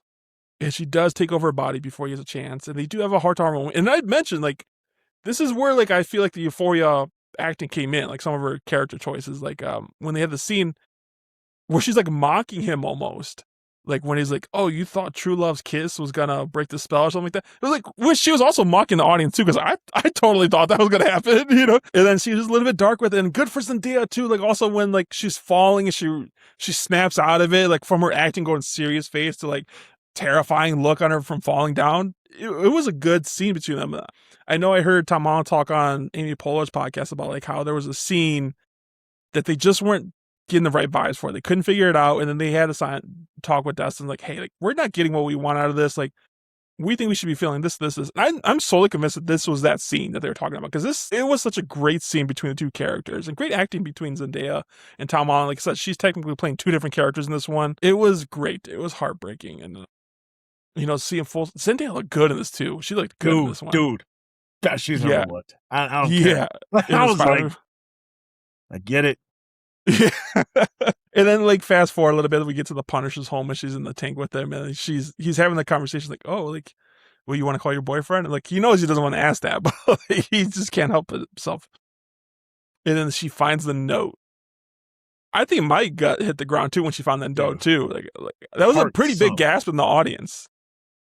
Heart sunk. Yeah, I think I am so, and I say this with such a heavy heart. I am so happy they respected Far From Home or No Way Home enough to have those consequences stay. I think the easy thing would be, hey, like live and let live. Like let's get back to it. The scene on the rooftop. Let's let that happen. I think that the closest I felt this way was the whole Gamora situation in Guardians 3. Like I wanted them to keep that energy, and I think that a lesser director, a lesser, more desperate time would have caused like let's just get them back to where they were. But boy, oh boy, did my heart break when he tells her everything. Like they have the conversation, and she goes, "I don't love you. Like these memories that you had, that wasn't me. Like, and I'm sure the girl that you're thinking of, like, she cared about you, she loved you the whole nine, but I don't have those memories. I'm sorry, bro. I was tore up from the floor up. I was like, oh my God." That was extremely rough. And then the fact like, "Oh, I don't have a ride. Can you take me home?" I was like, and not only do you have to take her home, bro, she's in your arms. I couldn't have recovered. He's a better man than me. But you could tell there was something in there that did feel bad for him too, because then she was like, "Hey, do you want to come upstairs and say hi to Ned?" And this is one of my favorite scenes of the whole movie. Like just broing out with Ned. Like he was the nerd. Similar, like when he first found out he was Spider-Man, he sees Spider-Man's in his apartment, he drops the phone. And then them just playing, like building Legos together, just joking around like the best pals and stuff like that. That was a really good scene to see. Like he was about to tell him the whole truth too, and then his realization, like, "Oh shit, I was doing something wrong for the bad guys," and he went to go save that. But that whole apartment scene was great with them all three. It reminds me of I'm a Avengers Age of Ultron defender. I'm an apologist. Not a great movie, but a fun one, and I stand by that. The dinner party scene when they're all just drinking, having fun, and trying to lift the hammer, probably one of my top 3 Avengers moments all time, Rob. That's how I felt watching this. For 2 reasons. One, man, boy oh boy, did it feel good because of like, they have real life chemistry. First off, Zendaya and Tom are freaking married. Okay, so duh. But then like him and Jacob are friends in real life, and it oozes off the screen. But it also just shows you like, you don't have to have those memories. Like a connection's a connection, and it's so easy to fall back into that. I get to see my friends, I don't get to see them as much as I used to, but like we're together, no time has passed. And I love how easily they fell back into that without knowing who he was. I love that scene. I think the biggest way you could tell the chemistry is just solely alone on the handshake they do. Like I rewatched all the Spider-Man movies, and they do it in every single one, but they do it so effortlessly. They're not even looking at each other doing it. Like you could tell they spent hours practicing this, and how close they are. Like and the thing where that's the thing that triggers his memory, And then I was going to say about this, and then we didn't. Let's talk. Okay. Zendaya's scene was sad. It was great to see acting wise, and that was heartbreaking. Let's go into the Hulk fight real quick, because this is like a pretty big deal. The Hulk versus Spider-Man, which happens many times in the comic books. And you do recreate a shot where he's on his back and he just doesn't see him right away. It was a very cool scene. Hulk is huge in this movie. He's gotten way bigger in this movie. Like in the trailers, I don't think it did it justice, because like he did look smaller, and like people are saying he looks huge. And then they show like how built he is. Like it was like pure muscle. Like he does get a little bit bigger from the first time he transformed. Sadie Sink does even, or Jean Grey, I should say, does have trouble even controlling his mind a little bit, because he is that strong, or Hulk is that strong mindset. And you also see, I think this is really what showed me how strong Spider-Man webbing is. And this one, like how he pinned him down with his webbing, like, damn, that's some strong ass shit. And you also get the Punisher in there too. What a great fight scene. You get the thunderclap, you get the stomp. He's literally shooting him, and he's like, what are you going to do, tickle him the whole time? Yeah. Again, that's where the humor worked for me. I do think, like, this is a fascinating development. This kind of, obviously, we've had Bruce Banner, we've had the Hulk go crazy, we've had Professor Hulk, we have all these different versions. And I think Peter was obviously fighting, like, the Professor Hulk version, where he could still talk and, you know, do all that. But then, Inhibitor's gone, and now his mind is jumbled. We get pure Hulk back, and he felt like a threat. And that's what I actually was sitting back and being like, hell yeah. It felt like this is the missing piece. And the Hulk was about to win. He was about to finish him off. And then he kind of remembers that Peter Parker. I want to say that, at least that's what I got out of it. I don't know about you. Like, there's something in the Hulk that remembers this is Peter Parker, even though I don't think you ever see them share the screen ever, besides like, no, but I think obviously at that point where he knows Banner's like memories, I think that's like similar, where he you know, has that connection. But yeah, very much so. I'm happy that the knee-jerk reaction would be or Spider-Man movie nerf the Hulk to make Spider-Man come out on top. They did not do that here. Do you think the Hulk just has evolved to where he can really, because I don't think before, like, the Hulk would give a fuck if he knew Thor. He didn't give a fuck about him. Yeah. It's kind of hard to believe that he would feel sympathetic. This is Peter. Oh, I'm beating the shit out of Peter. And then he just, like, he voluntarily falls off the building, like, and then he turns back to Bruce Banner. And the last scene of his character, he's getting put in the ambulance. And first of all, like, he's a professor to teach. Regardless how big of a fan I am, I'd be too scared to take that class, because he can flip on a switch. Yeah, he has this thing to neutralize the Hulk coming out, but like, we've seen this thing break like 3 times now. Like, I'm not trusting this thing. You know, it's a new inhibitor, and I know for a fact that inhibitor was in the employment contract. Like, hey man, you keep telling us you got control. Like, maybe you buddy with that green guy. We need it. We need science like locked in at all times. Like, we can't risk it. And look what happened anyway. Like, I love that we're not getting such a happy ending where Banner has it all figured out. He's always in control. Like, the threat, or the Hulk is a looming threat and should be taken that way at all times. I like how they throw in the funny Easter egg, the meme kind of thing, where it's like, where someone's asked, this is like a rumor, or fans are just speculating, like it's Sidney Cho from the Spider-Man, who becomes one of the Spider-Man women, who asked the question like, hey, why didn't Thanos just create twice the resources instead of just eliminating half of the universe? And even Spider-Man's like, yeah, why didn't he do that? I don't think that would have solved the problem. I think that was just delay the problem for future. Yeah, you can argue like, we just keep doing this news, like, to what point? Like, why? I don't know. That's not what this movie's about. But I thought that it was a fun fact that they at least acknowledged it in this one, and they kind of like joked off the answer, like saying like, oh, Hulk smash. I was like, kind of was his answer in the movie, you know, like he didn't give a fuck. He just wanted to kick some ass. Do you think I also think we did see Miles Morales in this movie. I do believe that. No. Granted, like in the beginning of the movie, this is going to be a stretch, but after seeing Kevin Feige confirm that Spider-Man was in Iron Man 2, it's going to be something like that. Like, it's something fun. Like, it wasn't confirmed then, but then just for the fuck of it, they're like, yeah, you know what? That was Spider-Man. I think he is in this one, too, where Spider-Man saves a little kid on the scooter to get out of the way of the tank, and hey, you okay? And he just stares at him like, yeah, you're okay. And he taps him on the head, and he leaves. That's Miles Morales. I'm betting that. It's not canon, but that was kind of weird that they stopped to show that kid, even though they didn't show him saving anyone else like that. I don't know. That's my soapbox for them. Tom Holland has said that they already know how they're going to introduce him. They already know how they're going to bring him in. They have a game plan he's talked openly about wanting to give up the mantle. I think, okay, do you think that we will get one more movie with Tom Holland as Spider-Man? Yes, absolutely. Like a solo movie? Yeah. Specifically a solo movie. I think it would be, yeah, for sure, another Spider-Man movie.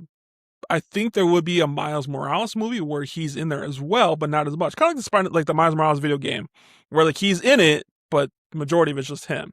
And I do want to see him teaching him how to like fly or swing and stuff like that, and how to maintain the struggle between the superhero and trying to have your own personal life. And I want to say I don't know if it's been confirmed now. Aren't we getting another trilogy with Spider-Man though? Like, isn't this the beginning of another trilogy? That's the thing. Like, it hasn't been confirmed. I used to firmly believe that if we got this one, that meant that we would get another trilogy, because that's the only way that makes sense. We know he's going to be in Secret Wars, or at least that's the big rumor of the year. I think, Rob, we will see him in Secret Wars. I think we get one more Spider-Man movie that is meant to introduce Miles, and I think he hangs it up. Who would be the last villain you would hope for, though? Ooh, probably Venom. I'd be okay. It has to be Venom. Yeah, it has to be Venom. I'm predicting we'll see the black symbiote suit in Secret Wars. Too. Yeah, possibly. Yeah, I would be okay with that. I am gonna believe. I will say this. I think he will show up in Doomsday, even though he hasn't been confirmed. I want to say he's gonna be in there. It's possible. Especially like D23's right there. They might have been waiting for this movie to release to make that announcement. Yeah, but again, like, this movie prints money. Like, this is a franchise that is just and only because I'm hearing it from Tom talking about slowing down. If he was like, I'll do this as long as they let me, then I would bank so heavy on us getting another trilogy. I think that'd be stupid not to. But he's like, yeah, when I'm a dad, like, I have no interest in this. Like, I wanted to, and I think that he just did the Odyssey, so he's got his like critical, like he did the big movie, he got his franchise. I think he's ready to slow down. You talked about how jacked he got for this movie. Like, he's always been, person with no more than 7% body fat at a time. Yeah. And he's always been a acrobat, but I think like he got bulky for this one, and that's hard life to maintain. I think he's just focused on different things right now. But there's so many different Spider-Man stories you can tell. Like, you say, like, instead of bringing back MJ, like, I'm not sad that they did bring back. I'm not upset at all that they brought back MJ, but like Black Cat. This would have been a great opportunity, I think, to introduce Black Cat a little bit, who has this kind of like on and getting off of the relationship, like a weird relationship dynamic between them two. It would have been cool to see something like that, or even like Gwen Stacy, where I will hope to one day there'll be like Spider-Gwen in the future in the MCU, or even like Cindy Lou or Cindy Cho for the other Spider-Woman. Like they kind of like, if that conspiracy theory is true, like that character in there was technically her, that would have been cool. But I don't. There is theories too, like that little kid at the end, and when he walks up the hospital, he does a little spider throw it to him. Yeah. I heard someone say that's Spider-Man too. That's too young, because his uncle is already confirmed to be in there. Like, I got a nephew, and he calls him up, and I was like, "There's no way that would be him." That's another one. I would like to see Donald Glover come back. Childish Gambino come back to play the Prowler. And that's got to happen soon, too, because he's getting quite old, too. I don't want to see him, like, age out of it. Like, he was supposed to be Miles Morales at one point, but he just aged out of it. So, I don't know. There's so much that I would like to see them do. Let's talk about the soundtrack real quick about this movie, because what a dope soundtrack. This is something I probably will listen to outside of the movie. And, like, the score was amazing itself, too, but Bad Bunny, I was not expecting Bad Bunny. Bad Bunny was supposed to be in a Sony villain movie. I don't know if you remember that. Yeah. And I'm glad that didn't happen. I'll just leave it there. I kind of agree with you. I like to see him acting more, Bad Bunny acting more, but that movie just would not have done anything for him. No. I liked him in Bullet Train. I think he's also, like, oddly enough, a really good WWE wrestler in like the match he had. Like, I like him doing these side quests and doing more, but to launch a actual movie on his starring in it has so much, like, that's too much for me. Yeah, it's too much. He was funny in Happy Gilmore too. He proven he can be the comic relief, but like I said, like the main actor, I don't think he'll do too well. But what else? Is there anything else you haven't touched on? Aunt May's story in this movie, I think we're finally going to be put to bed after this one. Like, I don't think we're going to get too many more references to her after this one, which, like I said, her inspiration to Jean Grey is going to echo throughout the X-Men universe from here on out. I kind of surprised we didn't hear from Foggy a little bit, but I was like, there'd be no reason to anyway, so I'm not upset about that. Not at this point. Anything else big? Damage Control is going to be around for a while. I think that's going to be one of the X-Men's biggest threats, I would say, because it looks like there are hunting mutants. Hand, I hope we're done with the Hand permanently. Don't ever bring them back. We will be. Other than that, what else you got for me, Brandon? Like, was there anything else that you felt like they were missing or that you hope they touch on in the future? No, man. I'm I'm so excited to see where this goes. Obviously, I guess the last piece is the end credit scene. A little bit underwhelming for me. I definitely Extremely thought underwhelming. I thought like no actor was in it. Like it was just a graphic, and that very much so disappointed me. But Yeah. I think because the next two movies are literally Doomsday and Secret Wars, you have to play everything close to the vest. It's just letting us know that there's another Spider-Man out there, which we already knew with the multiverse, and we've already seen two of them already. So we'll see. I'm with no uncertain worm, the future is bright for Spider-Man, and for it to be a critical and commercial success, and the audience and the critics feel, very similar about this. Like, this is what we need. And outside of Spider-Man, Rob, I was sitting back thinking about it before this. My last 4 movies that I watched were The Invite, one of my favorite movies of the year, The Odyssey, a literal cinematic achievement, nostalgia, but fantastic, like, animation, and then this. People keep saying movies are dead. Where? What? Not here. I was thinking that same thing today, Brandon. Someone's like, "Oh, movies are coming back." It's like, movies never went anywhere. Like, you just stopped coming to the movies. Like 100%. I mean, yeah, there are slow months in there, but there's going to be something out there like everyone's going to talk about. Everyone's like Sinners is a prime example of that last year. Before that, like what was it, Talcum Maverick? Like movies aren't going anywhere. No, we I was also really, truly great ones. Yeah, I was also disappointed in the end credit scene. I was like, if you're going to do that, you owed us a comedic one at least. Like, do something funny at least. You could have given us that. My friend Glenn, who I went to the movies, he was also mad about it. And he brought up, like, I thought it was gonna be like Avengers or something like that. I was like, dude, they even had an Avenger in the movie. Like, you could have had like Yelena come out, like, hey, we need to help with big potato stuff or something like that. Something to that effect. Oh yeah, good point. I mean, the music was the Doom's theme, I think, at the end of it. Okay. It's so weird to me. Like, the good thing about credits, and I was thinking about this while watching the credits, was how lucky we were that even at a bad movie or like not a great movie, the end credits would have you leaving excited about the next thing. Yeah. Like, that's why they exist, to get you build hype on what you just watched or anticipation for the next thing. For it to be disappointing almost left a like sour taste in my mouth of like, yeah. But at the end of the day, I just go back to what I just watched and spent 2+ hours, 2.5 hours, and I was like, I'm very glad we got it. Yeah, to the point where like I watched the movie the second time with a different group of friends, and I was like, we could just leave. Like, I'll just tell you guys what it is at the end. I mean, the app does glitch a little bit to show like maybe it's a multiverse and it is in space. Some people are speculating that it's a different Spider-Man entering a universe. People are saying like Tobey Maguire's universe is going to be dead or going to be killed in the collisions, and maybe Tobey Maguire's is the only one that's living in this one, so maybe that's Tobey Maguire. Who knows? There's so many different rumors out there going on. I would say the rumors are always way, way, way, way, way more cooler than what actually happens on screen. So I mean, I don't get your hopes up high that we're going to see Tobey Maguire. I do think we are going to see him, but I'll believe it when I see it, I should say. Yeah, agreed. This movie was fantastic. You wanted before we rank them all, what would you give this one out of 10? 9.5. When I initially did it, I gave 8.5, but I'll bump it up to 9 after the second time watching it. Yeah, easily 9 out of 10. Again, I'm not going to say it's the best Spider-Man movie. I'm not going to say it's my favorite. But from the moment it started to the moment it ended, I was engaged, I was entertained, and I was smiling ear to ear. I was like, this is the perfect embodiment of Spider-Man.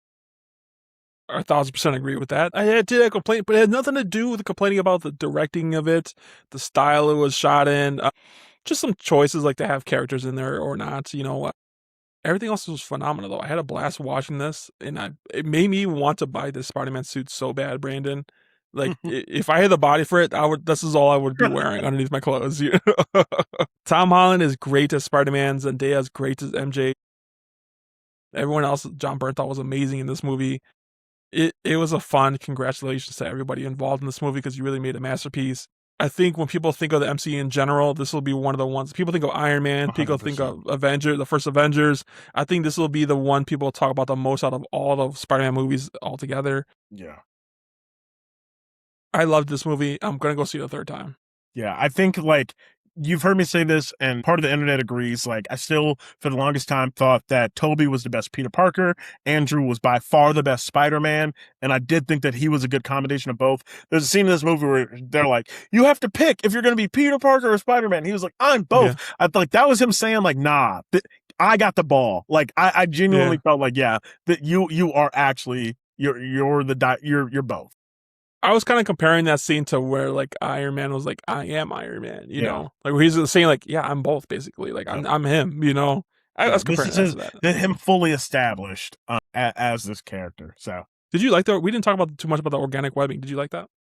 Yes, very much so. Actually, it was very funny comedic scene where he like learning. He was disgusted by it, and then it just shoots out like a water hose. And then him flying. I was actually proud of them because I think there could have been a lot of immature jokes made. I guess like people are going to, but like I think they could have leaned into that in a way that took me out. But it was a subtle reference too to Tobey Maguire's like how he was up on the rooftop trying to figure it out, and he was even like saying like "whip don't fail" or whatever he was saying when he was swinging. I love that. Yeah, when he's small carrying details MJ like and he's like, I don't even know if this shit's gonna work right now, but I do think him knowing like and talk about. Okay, his memory, like obviously he knew that Tobey said like he had organic and they were making fun of him about it. And they're like, and then they were like, well, we're not making fun of you. We just want to know how it works. Does it come out from everywhere? Like he knows that it's a thing. So although he was grossed out about it, he still learned. Like I appreciated that.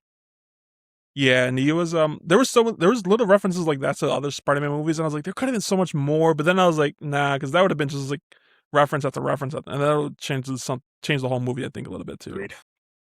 Yeah, but I had a blast watching this movie. It's probably my hate to say it. It's probably my second favorite one. All right, wait. We're about to get into that right now, Rob. Let's do it before we get out of here. Off. Yeah, this is long. I knew it was gonna be a longer episode, but we're pushing 1:45 right now. I know. Do you just want to? You can just fire off your list if you want. Man, I am gonna put number one, No Way Home. I am. It's kind of hard not to, but I think of Spider-Man. That's gonna be my one to think about the most. No Way Home. I love this movie. Are you so only much. doing MCU or are you doing all of them? I'm doing all of them. Okay, that's okay. I like it. Yes, and this will be my second one. Brand New Day is my second one. It's so comic book accurate. They really learn from their mistakes in the past movies, and they really enhance the character a whole lot, and it just makes me more excited to see where this character goes in the future. Number two, it's got to be Spider-Man 2, Tobey Maguire. Doc Ock was a great villain. This is my third one. Okay. I really did enjoy this character as a villain. The acting was great in there. It was just timeless. All the Tobey Maguire's movies are timeless, the Spider-Man ones. But this one, like, you kind of skip the origin story from the first one, and like you just fully embody it by it. Like, I think you have a montage in there too, like what he's been up to and stopping villains. And you do see like a lot more science talk in this one too. And MJ was great in this one too.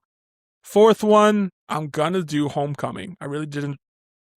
Enjoy this one too. Like that's Michael Keaton scene, dude. Like where he opens the door and he finds out he's a villain is iconic. It's so freaking amazing, and it's kind of similar to like I was talking to somebody else with Spider-Man 1, where he's talking at a Thanksgiving dinner and he realizes the Green Goblin and Spider-Man. It's the same exact thing, but like just the way they played it off. And then Keaton and Holland had that car scene together when they're driving to the dance.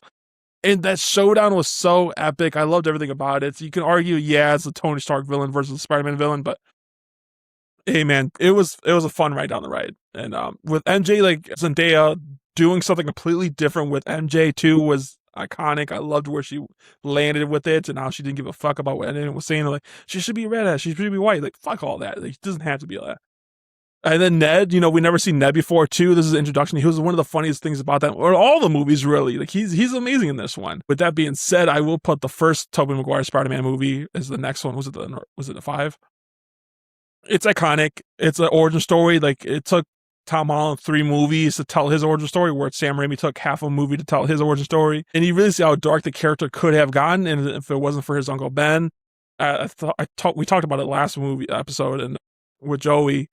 And how being a superhero probably wasn't his plan. It was not going to happen until Uncle Ben died. Like he was trying to use his powers to get money for this wrestling thing, which I don't blame him. I was the same thing.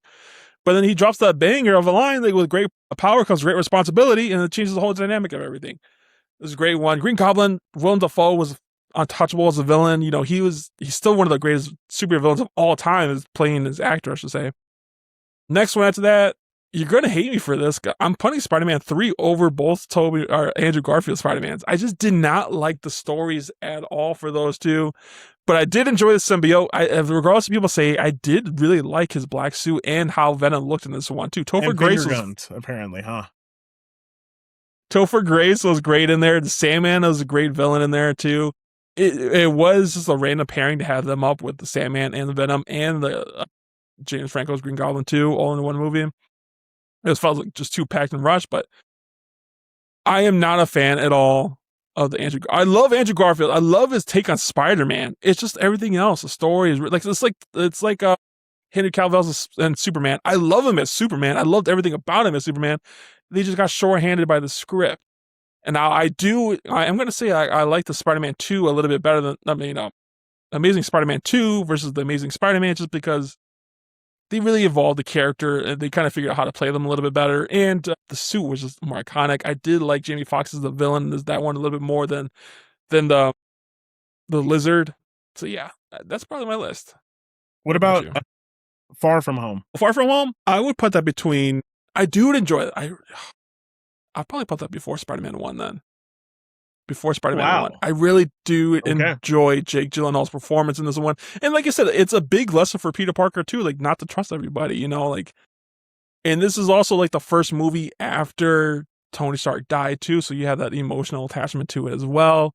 Nick Fury's in there too. And the same thing, like Nick Fury isn't really Nick Fury in that movie, so he has trust issues from that too, you know, like, so I think it was just a hard lesson for Peter Parker to learn this one. It still echoes, I think, a little bit from the future. This is also where MJ and him fall in love too. Yeah. What about you? Fair enough. Wow. Interesting list, Rob. Interesting list.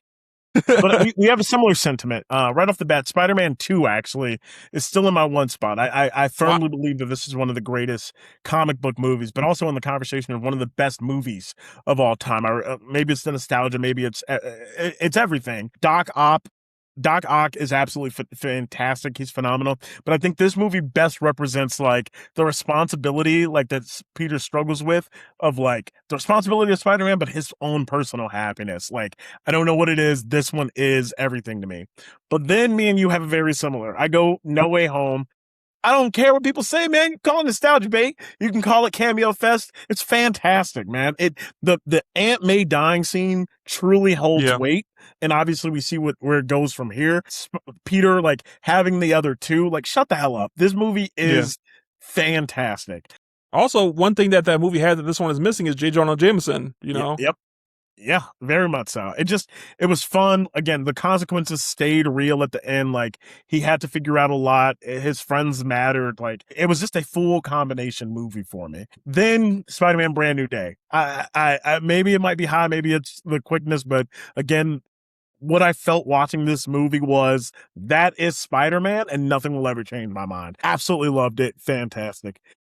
This is where it gets hard. I think I go the original 2002 Spider-Man. And in real time, you actually convinced me of like everything that, like what you're saying, like obviously William Dafoe, like MJ, like the whole nine of watching that happen, the most iconic Uncle Ben scene. Like they did so well with that. And it's a little cheesy or campy of, you know, just how it was directed, but the warehouse scene where he is aggressive, him coming into his own, like, that is probably the de facto Peter Parker there, or the de facto origin. So because it went so well, I go there. But then directly after that, I do go Spider-Man Homecoming. For everything you said, probably one of the best villains in the MCU. Dude was just trying to make a living, and Damage Control again gets in the way of that. Like, aggravates me to my core. The scene in the car where he turns around, he's like, if I see you again, I kill you dead. Like that, it was menacing, dude. And it's Peter Parker, you know, Iron Man's ignoring him, or he doesn't feel supported. Like him coming into his own in that way, phenomenal. Then Spider-Man Far From Home. Jake Gyllenhaal is a fantastic villain. I know a lot of people, they claim they saw it coming. It really did get me in the theater. What a twist. One of my favorite versions of his spider sense, where at the end of the movie where he closes his eyes and he gets there, and obviously the reveal at the end that he is Spider-Man. Again, consequences of that. Lost my notes. Okay, then I go The Amazing Spider-Man. I'm with you. While I appreciate how well Andrew did, and I loved his suit, and up until that point, the best web swinging we have ever gotten, The movie's a mess. It's not complete. Peter Parker is way too cool, if you ask me. It's jumbled. Not a big fan. I'll go Spider-Man 3 after that. I hate this movie. Like, it's the first time I can really get into like a movie that is not for me. I think that while entertaining, it's a mess. It's an absolute mess. It can be an entertaining mess, but it is a mess. Sandman has a really cool birth. It has some cool action, but Tobey Gotham Maguire with the finger guns, so cringe, and they lean so heavily into that with the slick hair. Dude, get it off my screen. It's the reason we didn't get a movie after that. It single-handedly tore down or tried to get in the way of the legacy that Tobey built. Which, last but not least, The Amazing Spider-Man 2. I don't need to say a lot. Garfield is still great. The scene with Emma Stone dying, heavily emotional. Like, wow, holy crap, I can't believe they did that. Way too overloaded with villains, way too rushed. They wanted to catch up to everything else going on, so they tried to bloat this movie as much as possible, and it suffered. This movie is not good at all. And there was talks, too, that was going to be the MCU Spider-Man, too. There was talk that was going to happen. Yeah, and there's a reason it didn't. Yeah. If you could see Spider-Man paired up with any other MCU character that we haven't seen already, who would you want to? Ooh. It could be Disney Plus shows, anything. That he hasn't already? Correct. Okay, because I was going to say him with Guardians would entertain me. With Thor would be pretty cool, too. Oh, you're killing me. This is a really good question. That he hasn't... Daredevil. I think that's the number... Daredevil or Deadpool? Daredevil, Deadpool? How about a comedic one? I'm picturing, was it Luis from Ant-Man? Just him going back and forth, telling stories, like recapping stuff that happened, stuff like that, you know? Yeah, that'd be pretty cool. I hope he comes back. Like, there's rumors that Ant-Man might be done pretty soon too. So who knows? Brandon, like, there's a slow week next week too. I know Super Troopers are coming out too, but there are other couple. No, we got the Purge version of Sex movie coming out next week. See, I was confused by that because in the apps it's out right now, but I was assuming like it was a limited release, but it might come out next week too, and wider release. Yeah, I think it. Man, you're gonna make me look it up. What's the name of that movie? I know what you're talking about. Oh, One Night Only also comes out next week too. Yeah, that's what I'm talking about. One Night Only, where these people in this universe can only have single people are only allowed to have sex one night a year. Like I said, the Purge of Sex. Yeah, Monica Barbaro, Phoenix, aka Phoenix from Top Gun Maverick. I love her. I love everything she's in. She is gorgeous, and I think she's currently dating Andrew Garfield, which, you know, cheers for both of them. This movie, I anticipate I'm gonna have a lot of fun with. Yeah. Another one is Tony coming out next week. It's gonna be. I think this is gonna be an Oscar bait one. Yeah, I saw the trailer for this ahead of the Odyssey, and at first I was like, dude, what the hell is this movie? But the trailer genuinely won me over in real time. Well, the trailer shows you everything. Everything. The trailer shows you everything to the point where, like, I feel like I don't have to watch it anymore. Like, I know how he's gonna be insecure about being like a failed writer, but then overcome it by finding family and being a cook, and but like with food, right? But like, again, another A24 movie. You said it already. This is Oscar bait, but I think I trust it. Ice Cream Man, that's coming out. Isn't that like the Simon Says kind of game, if I'm not mistaken? That's coming next week. Cookie Queens. All these lower movies are coming out next week, and I'm just not for it. So I don't know.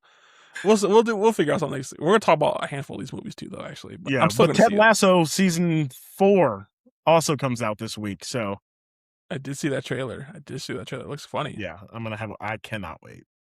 Yeah. Well, Brandon, we hit the 2-hour mark. I think that's a good time to cut it. You missed me, Rod. You can say it, man. We just get to got to yapping. Yeah. And we'll still have some more guests on. And thank you to the guests that filled in for you while you were gone. That's pretty much it. We'll keep in touch with everything going on with TV show wise too, because I'm still watching some. And The Pit has started filming. I don't know if you saw that. I'm excited for it. I tried over this past week. I got 2 more people on board with it, so I can see it's coming strong. All right, everybody. Thank you so much for listening. Subscribe to our YouTube channel and Instagram and TikTok and all that. Follow Brandon and me on Letterboxd, and stay tuned next week. We'll be saving you a seat.